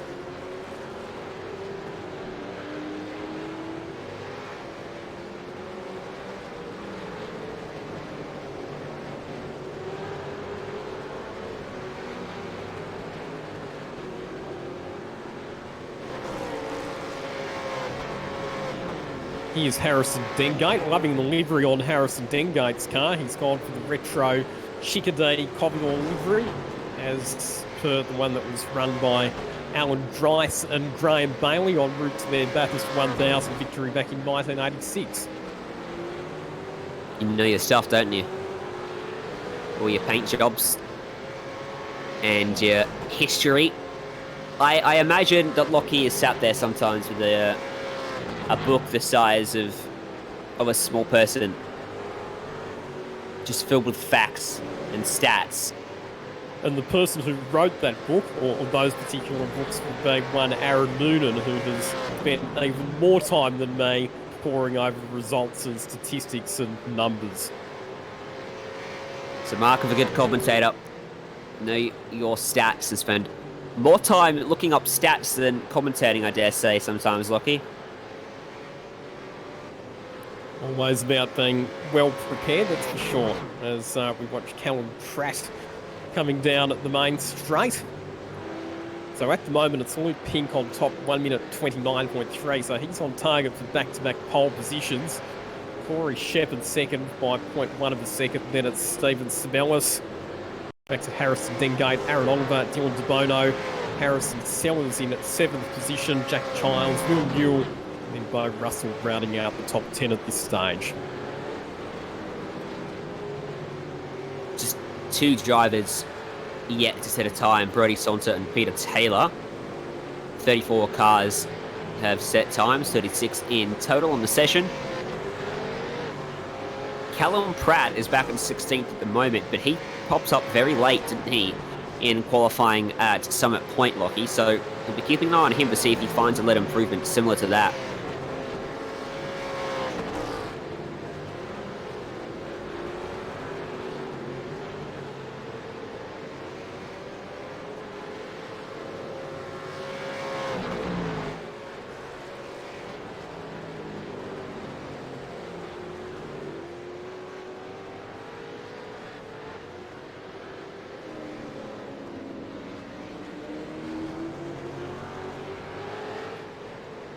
So there is Brodie Saunter, putting in his first time of the day, hopefully. It's an outlap for him, so it won't quite count. He'll knock about 20 seconds off that when he gets a full lap in, as he locks it up down at turn 1. Bo Russell, a 130.734, currently 12th, and will stay 12th after that lap. A lot of drivers locking up the tyres around this racetrack. Very easy to do with these cars. A lot of front bias, and those front rights pinch very quickly.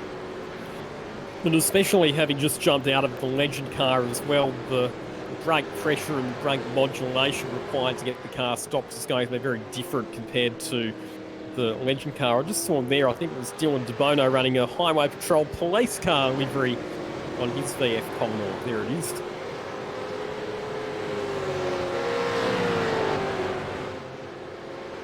Don't think they'll be handing out any speeding tickets in this race somehow.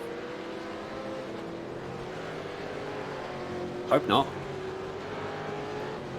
Caleb Chin, the Linfield driver in Red Bull liveried Commodore.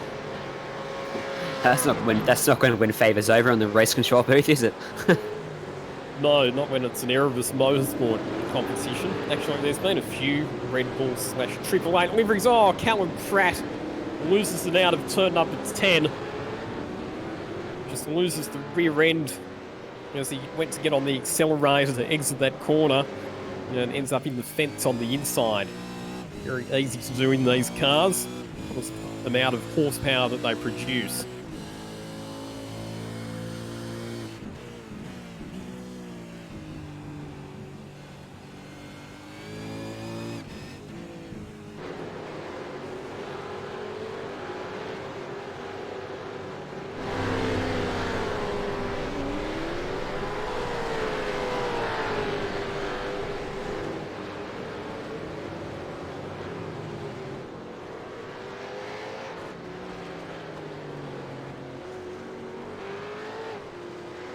Oh, how good do these cars sound, by the way?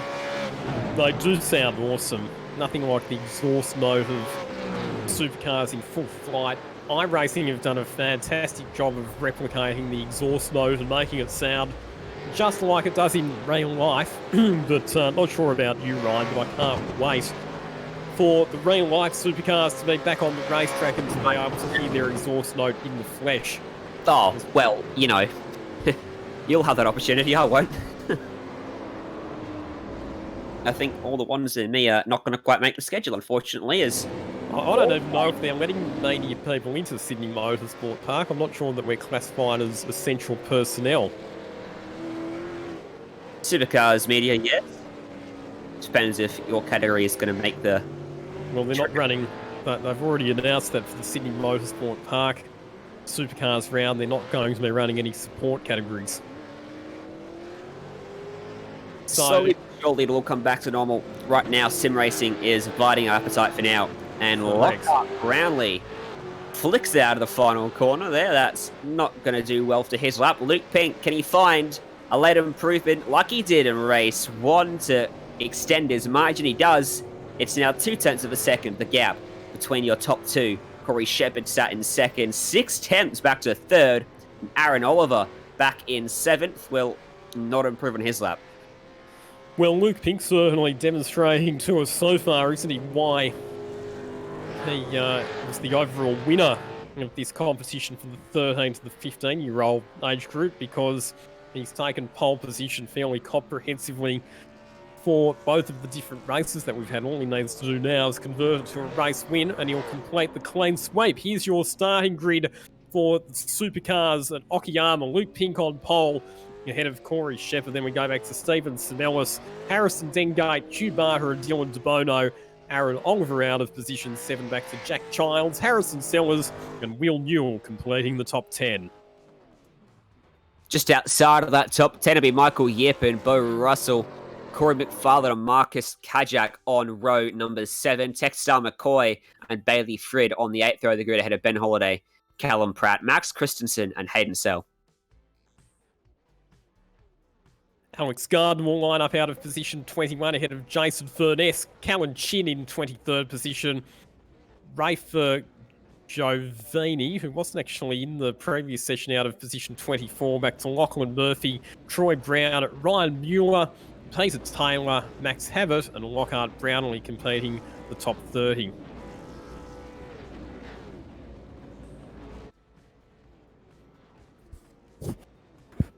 And completing the field, we've got Brett Cooper ahead of Slade Orsman, Luke Angeli, Harrison Mitchell, Kay Ardley, Brody Sonta, and once again we've got the Erebus Motorsport crew headed by Anton De Pasquale looking after our race control and driving standards.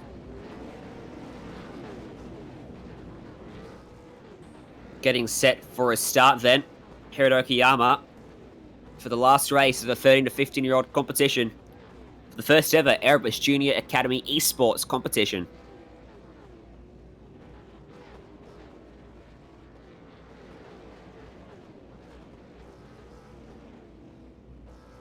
So Luke Pink starting on position number 1. It will be the outside of the circuit as they head down into turn 1, but it is on the racing line where there's a bit more grip. And he does start slightly ahead of the second place car on the grid. So Luke Pink, can he get a good start? Supercars can be a bit tricky to launch. Not too far away from a race start here, as the young guns prepare to do battle in a fleet of VF Holden Commodore supercars at the technical Okayama circuit in Japan.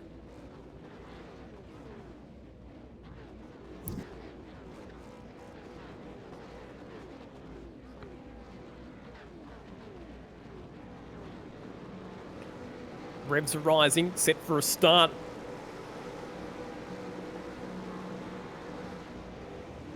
Few backfiring exhausts as the anticipation builds. Lights out and away we go. Excellent start from Luke Pink. Jumps ahead of Corey Shepherd on the run down into turn 1, but we've already got contacts. He was turned around in front of the field and they're still wrecking in turn number 1. That's a big shot to kick things off for the junior competition, and I'll tell you what, they are still crashing. That is a horrendous start to the race. We'll have to get a replay of that. He was turned around on the entry to turn 1. That same car just speared the fence there, I do believe. Stephen Tesmelis, he was turned as he jumped on the brakes, and once he hit that grass, he had nowhere to control it. Stephen Tesmelis was involved. Harrison Dengate was involved. Aaron Oliver got belted for a pillar to post. I think he got turned around once, and then as he tried to rejoin the racetrack, he got turned around a second time. Let's check out the replay and let's try and unravel exactly what went wrong down there at turn 1. You could just see on that angle, Tesmelis on the left-hand side of the screen getting rotated in front of the field, and then the domino effect that came about as a result of that caused a lot more carnage, and then as he tried to gather it back up, he got turned again, and again, no fault of his own. I don't believe either was his fault. If we can get another angle of the first contact of a turn 1, we'll confirm that, but either way, that is a rough start for a lot of drivers. It sure is, and we mentioned that Anton De Pasquale in race control had a fairly quiet time in the legend cars, but he's going to be a lot busier now. Don't know exactly how he's going to go with adjudicating on that, because there's about probably a dozen or more separate incidents to be investigated. But Luke Pink, he has bolted away at the front of the field. Hugh Barter in second position, just holding out Dylan DeBono in the highway patrol car, and Corey Shepherd in third. How about Ben Holiday, youngest driver in the field, up into 5th position? Great performance from him so far.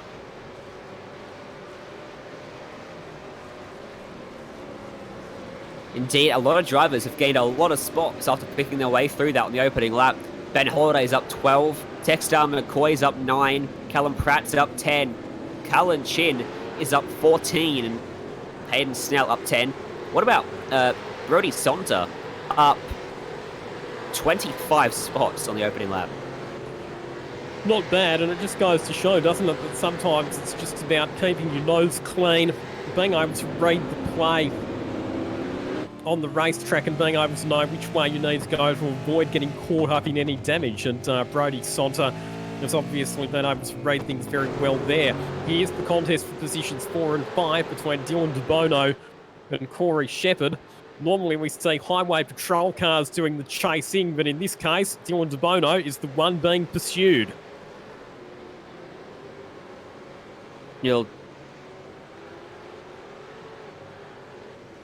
Behind them, there's a very close battle, even closer still, between Textar McCoy and Harrison Sellers. There was actually contact down at turn 1 into the quarter panel of McCoy, turned a little bit loose. He held onto it, but Sellers has got a lot of pace, despite missing that front bumper.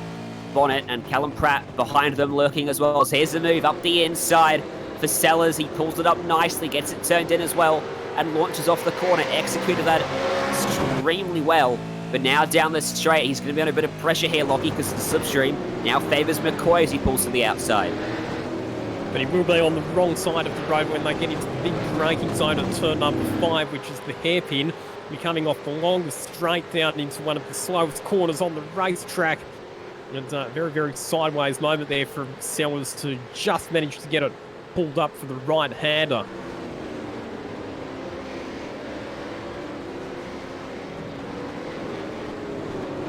Oh no, Pratt, he missed the brakes. He got into the back of McCoy, shoved him wide, and McCoy gives him a return serve, which turns him to the grass and around for Callum Pratt, and rejoin straight into the path of Kalen Chin. That was all a bit ugly there, wasn't it, through that very slow complex of corners at turns 8 and 9. We'll have a look at the replay of that one. So it was Pratt who made the initial mistake, getting into the back of Textar McCoy. Textar McCoy not very happy with that one, decided to return serve at turn 9. And then as Callum Pratt accelerated to try and get going again, unfortunately he came straight back onto the racing line and into the path of that 888 car which collected him. I'll tell you what, Callum Pratt came for a long way back here, heading into turn 8. I don't think that was on there, but then Textar McCoy probably, yeah, I mean, that wasn't on either. Just a couple of feisty young drivers demonstrating their enthusiasm, I think is what we put that down to.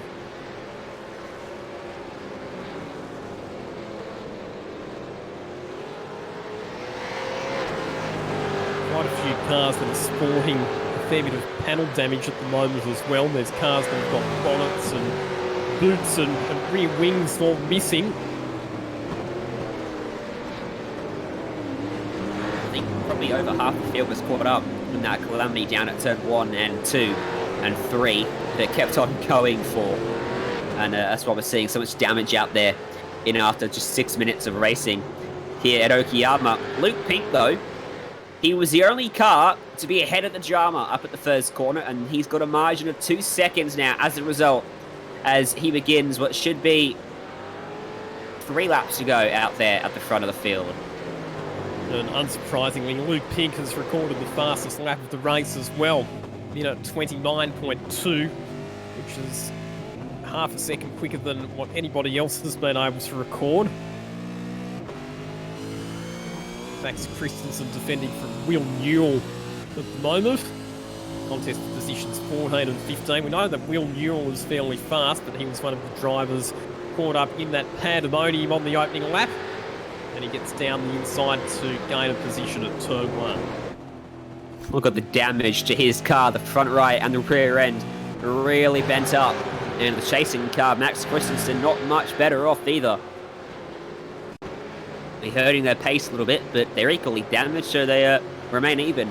A replay on screen for an incident with Alex Gardner hit from the rear end, fired off into the fence, the concrete wall on the left-hand side.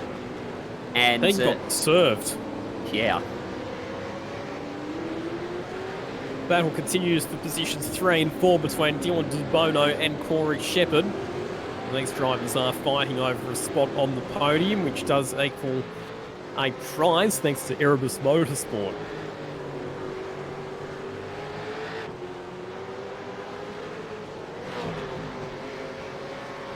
Winner, $250 Pettis voucher. Second place to receive a similar session with an Erebus drivers. Look behind, getting chased across the track. Ben Holiday trying to fend off 5th place, but on the brakes through the middle, Harrison Sellers cleans him up. From the lapped car there is Luke Angeli on the inside of the track now, and just keeps out of the way of Holiday, who's trying to fight back on Sellers. Course play for coming into the final 2 minutes.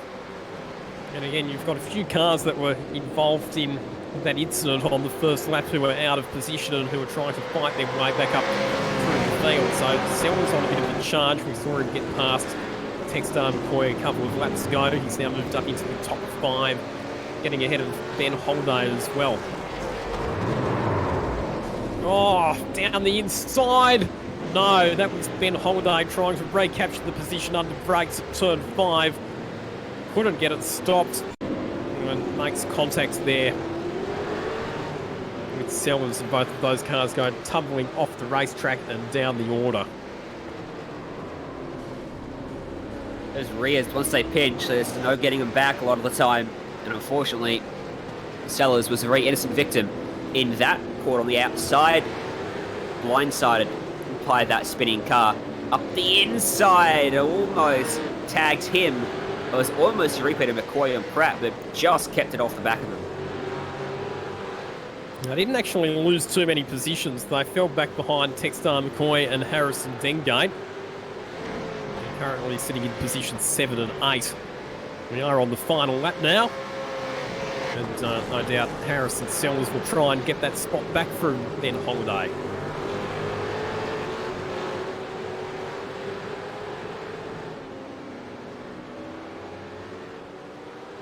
Textar McCoy and Harrison Dengate getting into it through turns 2 and 3.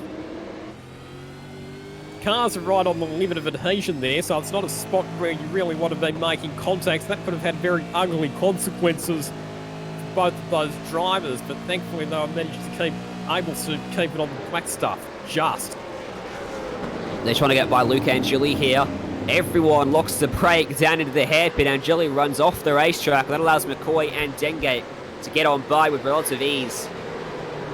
And they'll resume their battle with just a sector left to go on the racetrack for the final race for these drivers, the 13 to 15-year-olds here in the Erebus Junior eSports competition.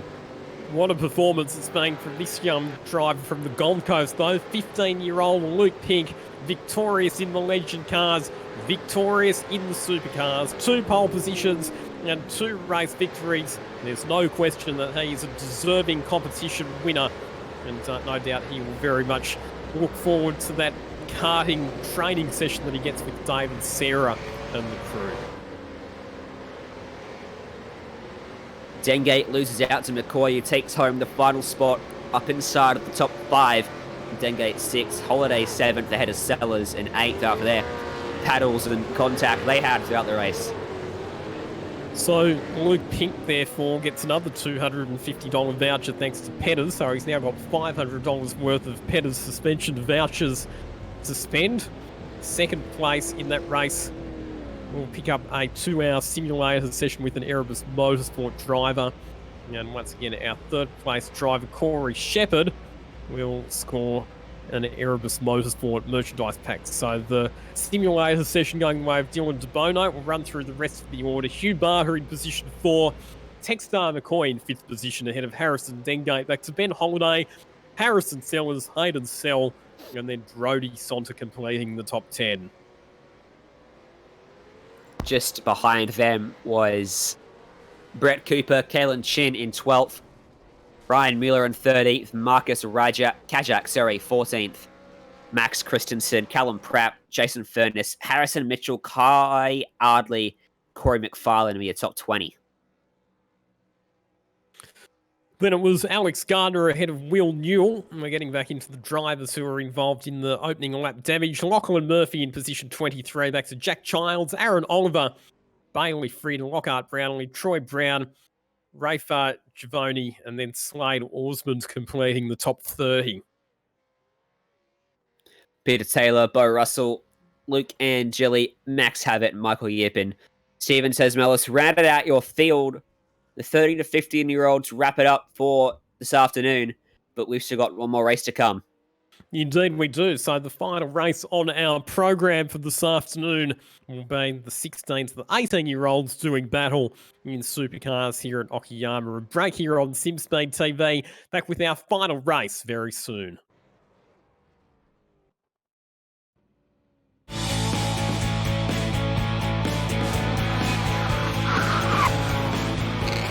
Yeah, we're here at Todd Road in basically the heart of Melbourne at the go-kart track, and we're here to facilitate the Erebus Academy.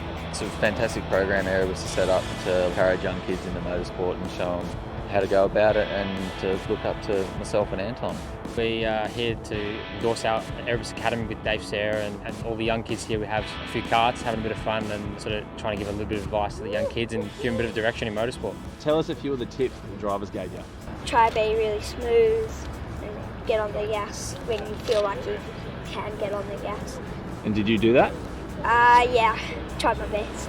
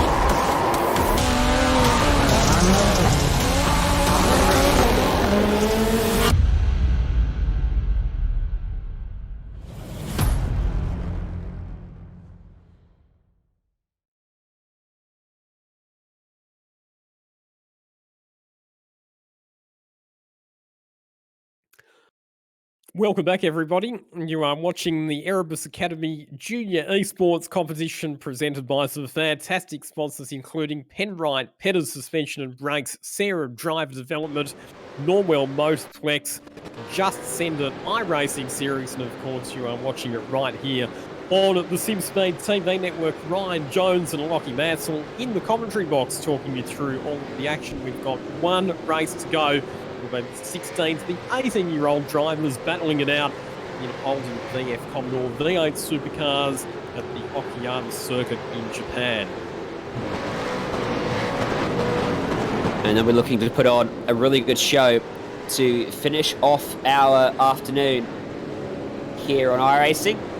And for these drivers, they're looking to impress some pretty important people watching on. The man heading up the Erebus Academy and Anson De Pasquale, everyone from Erebus, I'm sure, tuning in as well.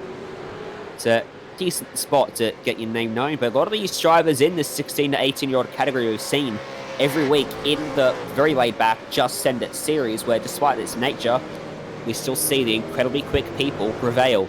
Guys like Saxon Susan Harlow, Cody Bircher, Cooper Webster, who's unfortunately not racing but took out the times trials, Job Stewart as well, Bailey Sweeney. So, a lot of these names we recognise from Just Send It. Probably worth noting as well that there are drivers within this series who do also have experience competing in the V8 Supercars Online Premier Series, or V8 Scops as it's described, which is the top tier of supercars competition in Australia. So, although V8 Scops obviously uses the newer model ZB Commodores and Ford Mustangs, obviously the driving characteristics and the mechanical specifications are still very similar to these old model cars. So the drivers who have experience in that series, which includes Blake Purdy, I think they will have a bit of an advantage heading into this race. Yeah, I think you're probably right about that. They spent a lot of time using this car, the older version, up until about 6 months ago when the newer versions were introduced, so they haven't been out of these for that long, to be honest with you. Brady Carr in second there, yeah. Half a second off at the moment. And he's running the VIP Pet Foods Techno Auto Sports livery as run by Shane Van Gisbergen in the Supercars Championship in 2014. Very unlucky not to win Bathurst that year, as I'm sure you'll remember, Ryan. Indeed. I remember it for other reasons, though, that make me very sad, too. There was a lot of heartbreak that day for a lot of drivers and teams and supporters, actually. Indeed there was. And we're just watching there Jackson Suzlin Harlow, who's behind the wheel with the Altus eSports Commodore. Jack Boyd on the screen at the moment, the Aussie racing car driver from Adelaide. Oh, Cody Bircher, this is in qualifying. You don't want to be making contact with other cars in a qualifying session. He's running a Fire Brigade livery on his car as off the road goes Brady Carr in the Techno Auto Sports car.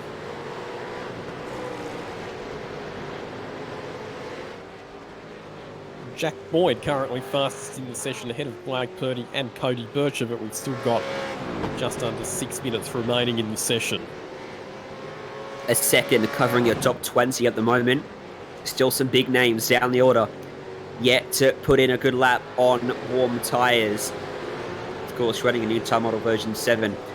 It's been introduced to iRacing over the last few months and almost a year, which makes the cold tyres extremely slippery and slow. Got to really work up the temperature in the carcass of that tyre, and then you can pump in a really fast lap. Zane Hills, has he done that? Back in 26 at the moment.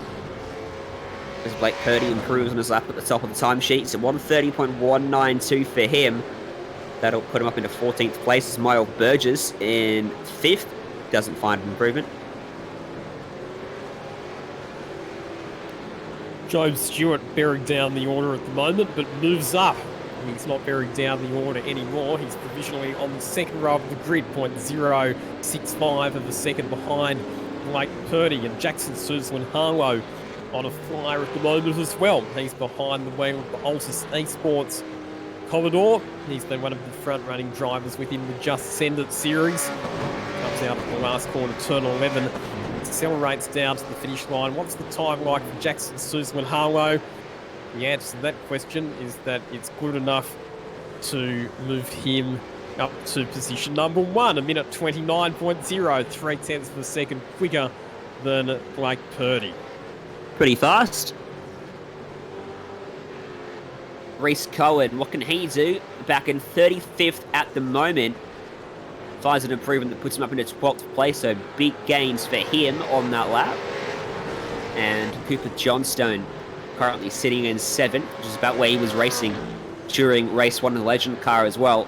Won't improve on his lap, unfortunately. Just reiterating as well that Cooper Webster, who was the overall winner of the competition based on the cumulative lap times recorded in the pre-qualifying sessions for the Legend cars and the Supercars, unfortunately not with us this afternoon due to some work commitments, but we know that Cooper Webster is one of the up-and-coming sim racing and real-life motorsport competitors, and he will no doubt benefit very much from that driver coaching session at Norwell, as we see Sean Wright in the Jack Daniels livery to Commodore coming across the line. Goes into position number 30 with that lap.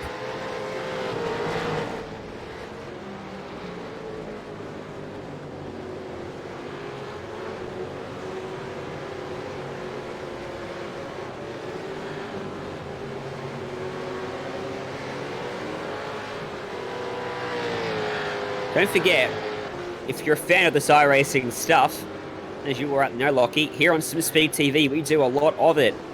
And as we look to hopefully extend our partnership with Erebus into future Academy events teased by Paul earlier on in the broadcast, we've got some coming up in the not-too-distant future, including at 5:45 this evening, the Indy 500 by the Majors Series on the iRacing eSports network, covered by us. So make sure you tune into that if you want to see some more action today.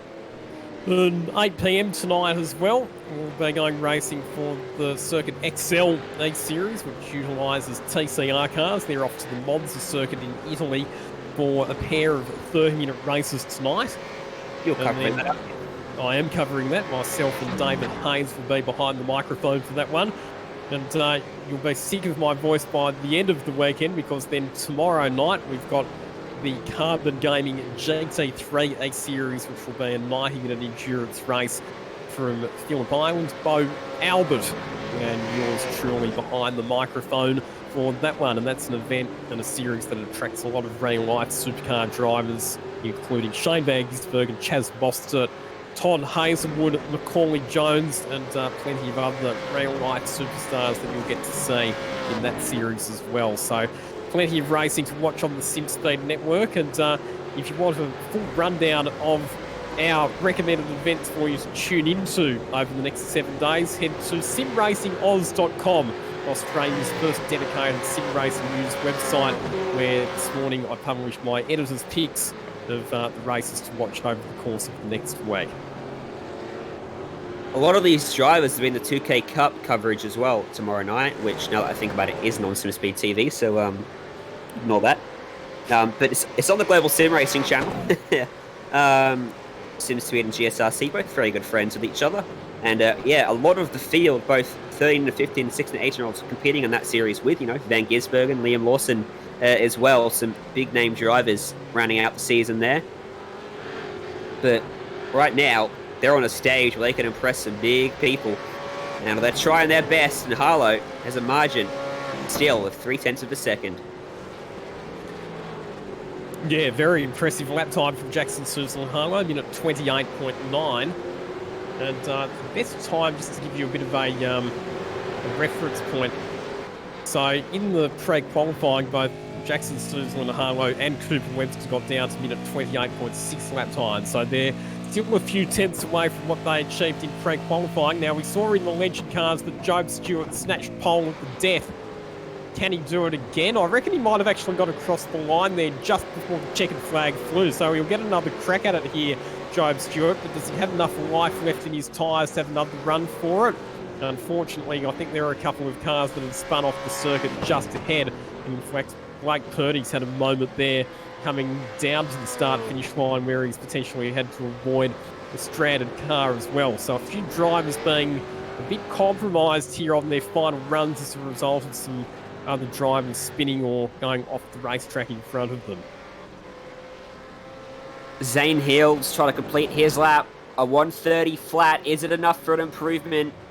No, it's not. Yes, it is. He goes up to 18th place to be happy with that. Jaden Wanzik just in front of him at the moment. Puts in a 29.7, goes to 9th. That's a great late improvement from him. A lot of drivers finding something late on here. Ruben Goodall, 14th. Looks like a good lap. It's a 29.825. So that should put him. No, invalidated lap, unfortunately. Caught an off track somewhere out there on the circuit.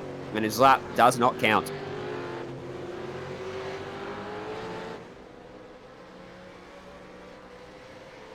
Here comes Brady Carr, currently scored in 22nd position. And does not improve, stays in position number 22. Callum Watson 8th. Here comes Joe Stewart across the line to finish off his lap. Improved his time, but not his position. Goes to within 2/10 of a second of Jackson Suzel and Harlow. So it'll be Suzel and Harlow who will be on pole for the supercars ahead of Joe Stewart. And our Legend Cars race winner, Blake Purdy, starting out of grid position 3. Jack Boyd in position 4, ahead of Cody Bircher. That's quality lineup there in the top 5. Matt McCutcheon in 6th, Thomas Schwerkolt 7th. And then it's Callum Watson ahead of Jaden Wanzek and Cooper Johnston completing the top 10. Miles Burgess starting from 11th place. Sorry, I just heard Brody Kostecki, who's jumped in, and he's obviously got some experience with some of these drivers in iRacing and made a interesting remark about Jackson Susan Harlow at turn 1. Billy Fraser from 12th, Mitchinson and Goodall 13th and 14th, Cohen and Harvey off row 8, Jen Dixon and Zane Hills off row 9, Aidan Brand and Bailey Sweeney starting up 19th and 20th. We go back to Sean Wright in 21st position, Brady Carr next in 22nd, ahead of Joel Johnson, Damon Harper, Rafe McCarthy and Zach Calvert in 26th, Jackson Johnston in 27th position, Kyle Evans in 28th, Tyson Broad and Jackson Griffith rounding out the top 30. Final 6 cars, or 5 cars on the grid. Mario Vartanian, Sam Christensen, Bradley Vaughan, Tanya Van Arbleys, and Lachlan Maneef. Let's hope Venableys, eh? I think it's Venables there, Ryan. Venables, yeah. Lachlan Maneef, though, a bit further back than where you would have expected him to be. He's going to have his work cut out starting at the rear of the field. Here we go.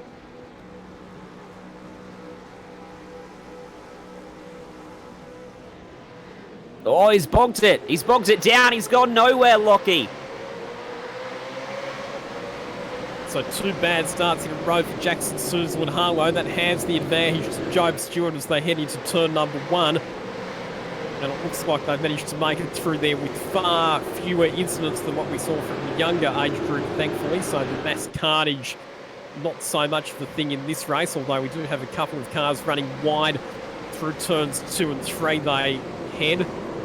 Still looking fairly tidy, but Jackson Suzel and Harlow gets into the back of Jaden Wanzek and turns him around at turn 4. So a bit of drama there. Reece Cohen as well, and Jaden Dixon spin in unison out of the exit of that corner. You can see it just in the background as big smoke signals are sent up. So they've both gone around. Reshman's one of them. But look at the chaos for about 30th place.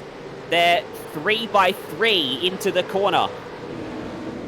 Up at turn number 5, it's going to be interesting, and Sam Christensen in the Penrite's odds car gets turned into a very awkward position there. Really good reflexes from a lot of the drivers to miss colliding with that car, thankfully, but we've got another spinner. That's at turn number 8. Oh, wow. Miles Burgess with the flip spin of nightmares on the outside of the corner where everyone's driving along. Take a look at this. This was wild stuff. He spun it on the outside of one of the Altus cars there. And then things are all good, and he lights it up and spins it. Look at that. How did no one hit him? A lot of damage to the back of that car, and he's headed back to the pits as well. Job Stewart, your race leader, ahead of Blake Purdy, the 2 cars that we saw battling it out for the win in the previous race in the Legend cars. Jack Boyd sitting in position 3, at the moment. He's in that bright pit car ahead of Cody Bircher, who sits fourth, ahead of the Kiwi Matt McCutcheon in fifth, Thomas Schwerkolt in sixth, and Jackson Suzlin-Harlow, who has not been able to execute his starts this afternoon, all the way down in seventh position.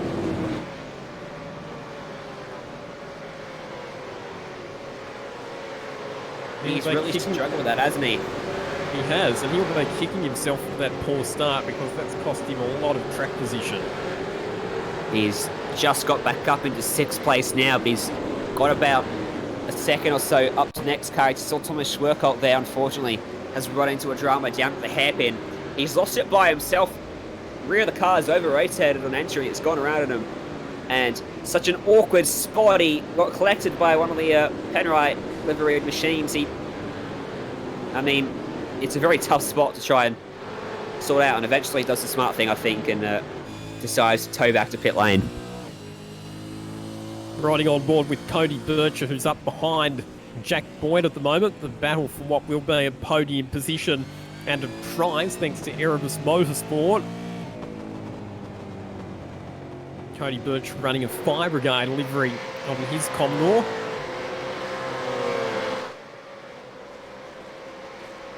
Jackson Suzlin-Harlow back there in sixth position. At least has a bit of clear track now, so he'll be able to punch out some fast lap times and start hunting down the cars ahead. But because these races are so short, Ryan, only 10 minutes, if you do have some dramas in the early stages, it doesn't give you a lot of recovery time. You're exactly right. That's why qualifying is so crucial, and executing the start from a good qualifying just as important, something JSH not been able to do, most notably in the second race tonight, unfortunately. This is a great battle for third place, though. Second place, sorry, behind Purdy, Boyd, and Bircher. McCutcheon just off the back as well. Job Stewart's opened out to a 2-second margin ahead of these guys. This is helping Job Stewart because Purdy, Boyd, and Bircher are all battling pretty intensely with one another. They'll start to slow each other down a bit while they're squabbling for position.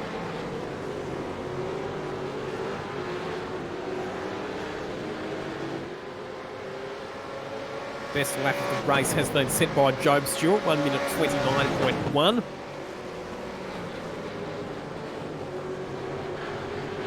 Jack Boyd under real pressure at the moment from Cody Bircher. Main overtaking opportunities on this circuit. Turn number 5 is probably the primary one. If you can get a good run onto the back straight, tuck into the slipstream of the car ahead and then go for the late braking manoeuvre into the hairpin. You can go wrong pretty easily there as well if you misjudge it.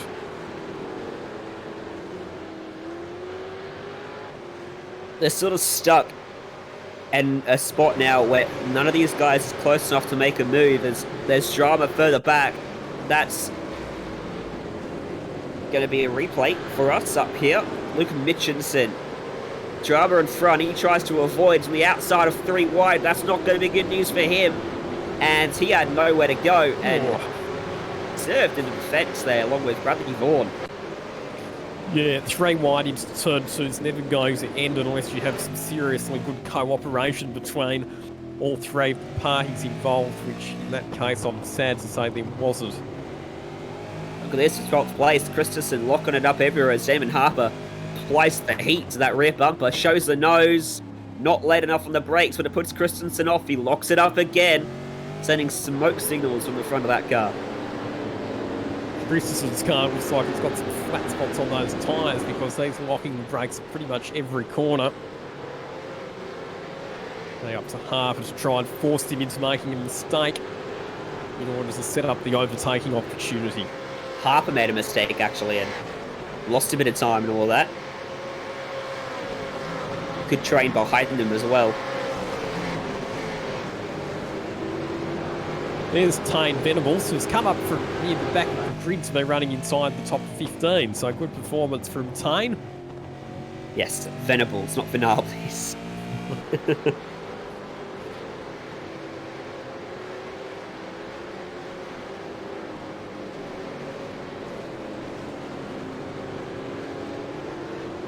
A lot of these cars do seem quite prone to locking brakes, don't they? And I think that's because we've got a lot of off-cab corners where the inside front tyre gets unloaded. Blake Purdy still in second position, resisting attacks from Jack Boyd and Cody Bircher. Job Stewart continues to maintain the margin of 2.3 seconds.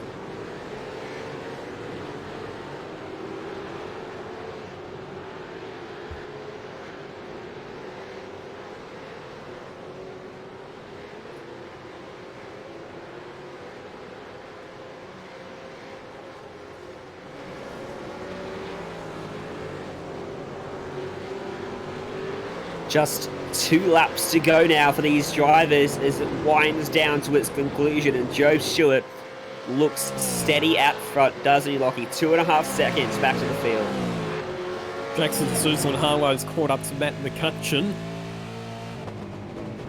And Harlow showing a good turn of speed at the moment. As McCutcheon makes a mistake at turn 4. Matt can just get back to the inside of the circuit just in time to clip the apex. But Jackson Susan Harlow will be sensing a vulnerability as a result of McCutcheon making that mistake. Harlow looks to the inside, a late move at turn number 5, and barges his way down the inside. If there's a gap, go for it. If there's half a gap, make it into a full-size gap. I think that was the mentality that Jackson Susan Harlow went for there. Was there contact or not? Because I think he might have done that cleanly, and if he does, if he did, that's remarkable. And can't understate McCutcheon's cooperation in this as well. From the outside to the inside, gets up, slight bit of contact, but still, to get up there and pull it up is astounding. It was a bit of a Daniel Ricciardo style move in the sense that he was on the outside and then he very quickly dives back to the inside just as they headed into the braking zone. I don't think McCutcheon would have been expecting that one. Glad it didn't end like Baku. Yeah, I'm glad that manoeuvre ended more like the one that he made on Sebastian Vettel at Monza. Yeah. I was thinking Bottas at Shanghai. Or that one, yep. There's a few to choose from. Yeah, not the one with Verstappen at Baku, that's for sure. Meanwhile, it's the final lap for Joe Stewart. It is. We get through these races very quickly, don't we? I think that in just centre in our regular Tuesday night races, of course, we're accustomed to them going for a bit longer because our typical race format is 40-minute races with pit stops, but it's been very, very quick sprint races tonight. Still a total of 40 minutes of racing, of course, but spread out over 4 different races of 10 minutes each. And Job Stewart is well and truly on target to pick up a race victory in this one. Picked up a podium finish in the Legend car as well. So in addition to the simulated coaching session that he's got coming his way, Job Stewart's also going to pick up $250 thanks to Petter's suspension as he takes out the supercar race for the 16 to the 18-year-old age group for the Erebus Academy Junior Driver eSports competition. Second place goes the way of Blake Purdy. Third place will fall to Jack Boyd, and they each pick up, respectively, a simulated driver coaching session and an Erebus merchandise pack. So congratulations to our top 3 finishers. Here's confirmation of your final results. Job Stewart, your winner, ahead of Blake Purdy. Jack Boyd in 3rd position, ahead of Cody Birch. Jackson Susan Harlow recovering to 5th position after a very sluggish start. Matt McCutcheon in 6th. Then it was Callum Watson, Ruben Goodall, Cooper Johnston, and Emerson Harvey leading the top 10. Coming home in 11th place was Zane Hills. Sam Christensen just behind him in 12th had a Damon Harper, Jackson Johnson, and Bailey Sweeney. Tane Venables, Tyson Broad, Sean Wright, Brady Carr, Mario Vartanian, your top 20 drivers this afternoon. Then it was Billy Fraser ahead of Reece Cohen, Jackson Griffith back to Rafe McCarthy, Joel Johnson, Aidan Brand, Bradley Vaughan, Luke Mitchelson, Zach Calvert, and Miles Burgess in the 30th position. Last 5 drivers: Kyle Evans, Jaden Dixon, Thomas Schwerkolt, Jaden Wanzak, Lachlan Manif, rounding out your field for the final race of the afternoon. And the celebrations are now very much on in earnest, as the drivers send smoke signals right around the Suzuka circuit in their Commodore supercars.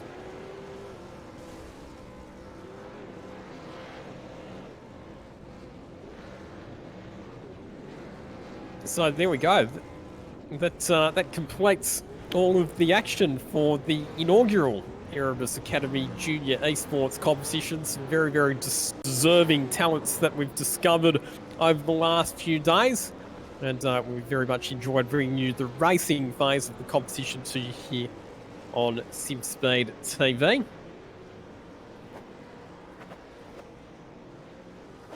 And we have our race winner for the supercars, Job Stewart, joining us here in the commentary box. Job, congratulations. I'll tell you what, it all opened up for you there at the race start. Yeah, it was pretty good. Thanks, guys. Yeah, Jackson kind of ruined the start there, which, put me in a good position. And then the guys behind, I think, may have battled for a few laps, so I got a pretty big gap at the start. When you're out in front leading like that, how hard is it to maintain concentration and make sure that you don't make any mistakes? Yeah, it's pretty hard, especially at this track that's pretty skinny, and as soon as you touch the grass, you just spin around. So you have to keep 100% concentration and try and not touch the grass. So you've picked up some pretty handy prizes over the last few days because you came third based on the cumulative times from the legend cars and the supercars. So third outright in the competition, but then you've picked up some pretty handy prizes in the races as well. You've got yourself a 2-hour simulator session with an Erebus Motorsport driver and a $250 voucher thanks to Petter's suspension. Which prize are you most looking forward to redeeming? Yeah, the sim session's going to be pretty cool with the Erebus drivers. I'll probably learn a lot there. And the other prize is pretty cool. Headers one's pretty cool. Now, I went back through some stats the other day, Job, and I've worked out that you're actually the most capped driver in the Just Send It series since it started last year. You've got more race starts in the series than anybody else. What do you most enjoy about the Tuesday night Just Send It races? It's pretty good because you can just jump on for a bit of fun with your mates. And yeah, every Tuesday we're all my mates and I and just looking forward to see what car and what track because it's always a great combination. Job Stewart joining myself and Ryan Jones in the commentary box here on SimSpeed TV. You got any questions for Job, Ryan? No. Right. There we go. I don't. Good job. Yeah, really well done. I think probably the last question that I have for you, Job, is to what extent are you looking to use sim racing to make the progression into real life motorsport? It's pretty. I'll use it as much as I can. It's pretty, pretty realistic. I think it'll help a lot, especially with a few tracks that are on here that I should go to in real life if racing still goes ahead. So it'll help a lot, I think. Yeah, once racing does resume again, what plans do you have as far as your real life motorsport career goes? Oh, well, I'm planning to race the Toyota 86 series this year. So hopefully that happens. Yeah, that'll be good, and hopefully that series goes ahead, that's for sure. There he is, Job Stewart, our winner for the 16 to the 18-year-olds in the supercar here at the Okayama circuit. Thanks, guys. No worries, congratulations.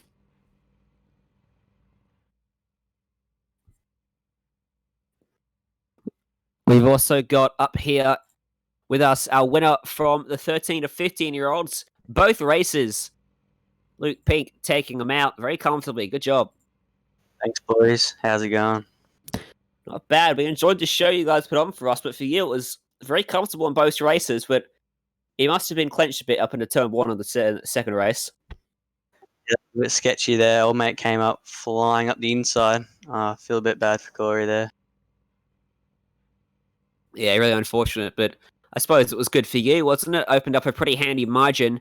For you, it's just about keeping your nose clean and keeping yourself with a nice buffer the guys behind. How hard is it to keep your focus knowing that you're leading the race? Yeah, it's a bit difficult on the first lap when they're like right on you, pressuring you, especially that first race. Me and Tex had a good battle there. But no, once you get a little bit of a lead, you can't just put your head down and then just go for it. Try not to make a mistake. In terms of your plans for real life, you've won the Australian Nationals, you've been to Italy. What are your plans heading forward? You're just 15 years old, so still plenty of time to move up into cars, but is that on the near radar or the future radar?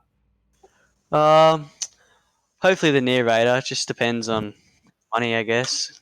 You got to be, yeah, you can be good, but you got to have the money to support it, I guess. Indeed, you do, and hopefully competitions like this will help aid people like you who need that little bit of a boost to get themselves up through the categories. Thank you for joining us up here in the booth, and is there anyone you want to give a shout out to or a thank you to for helping you get it done today? Yeah, thanks, boys. Firstly, I'd like to thank Luxus Greats, honestly. They've helped me along the way, a lot of karting, even building the sim rig. Thanks for sponsorship, boys. And I'd like to thank Erebus, obviously, for this awesome series they put on. Petters, thanks for the gift cards and stuff. Norwell, awesome place. And Sarah Driver Development. All right. Well, thank you very much. Thank you for joining us. Go and celebrate your 2 race victories. Thanks, boys. And joining us in the commentary box now is another one of the drivers who's performed really, really well this afternoon. Got the victory in the Legend Car race and was also on the podium in the supercar. Blake Purdy, last time I spoke to you was when you won the miniature race car round at Winton. In real life, obviously, you haven't been able to race any sort of real race car since then, but how much have you been enjoying the sim racing in the meantime?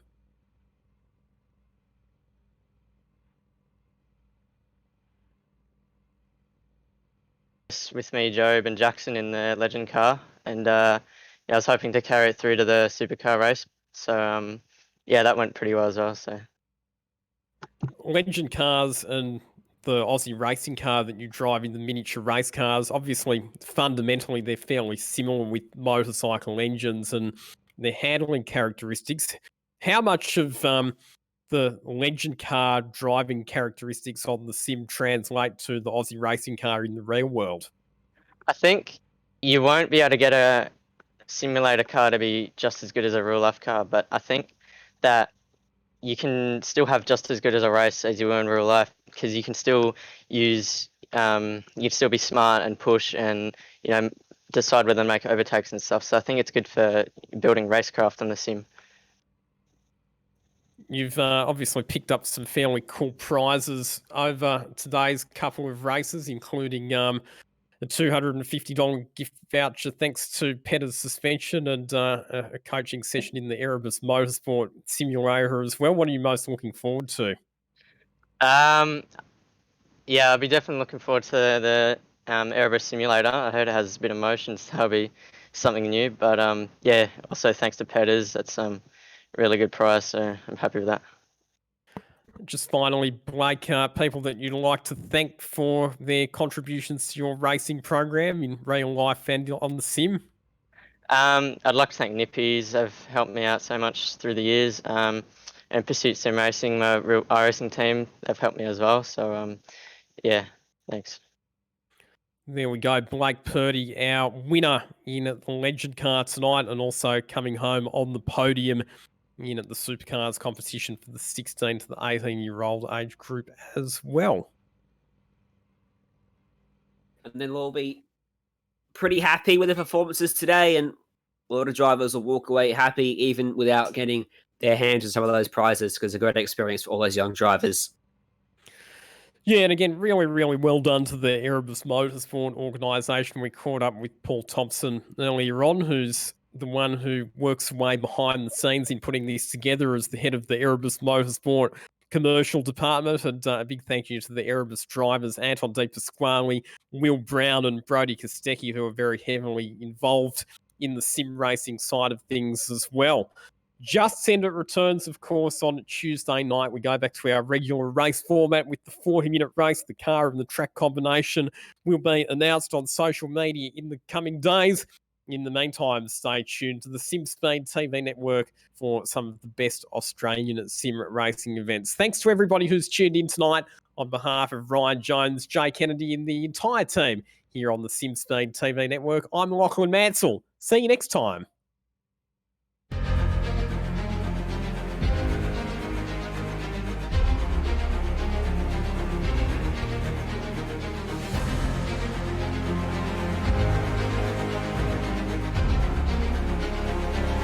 This is fantastic. This is GT racing right now. He's got traction. He's going the outside of both of them. Maloney. Oh, he's taken Anderson. Anderson's up to him. Oh, my God. Oh, big crash. Oh, my goodness. Half the field's going to get rolled. Second very close. These guys are want to make their way through the field very quickly. Oh, there we go. Oh, no. That's massive. This is it. This is over. I can't believe this. Oh, my God. God, what?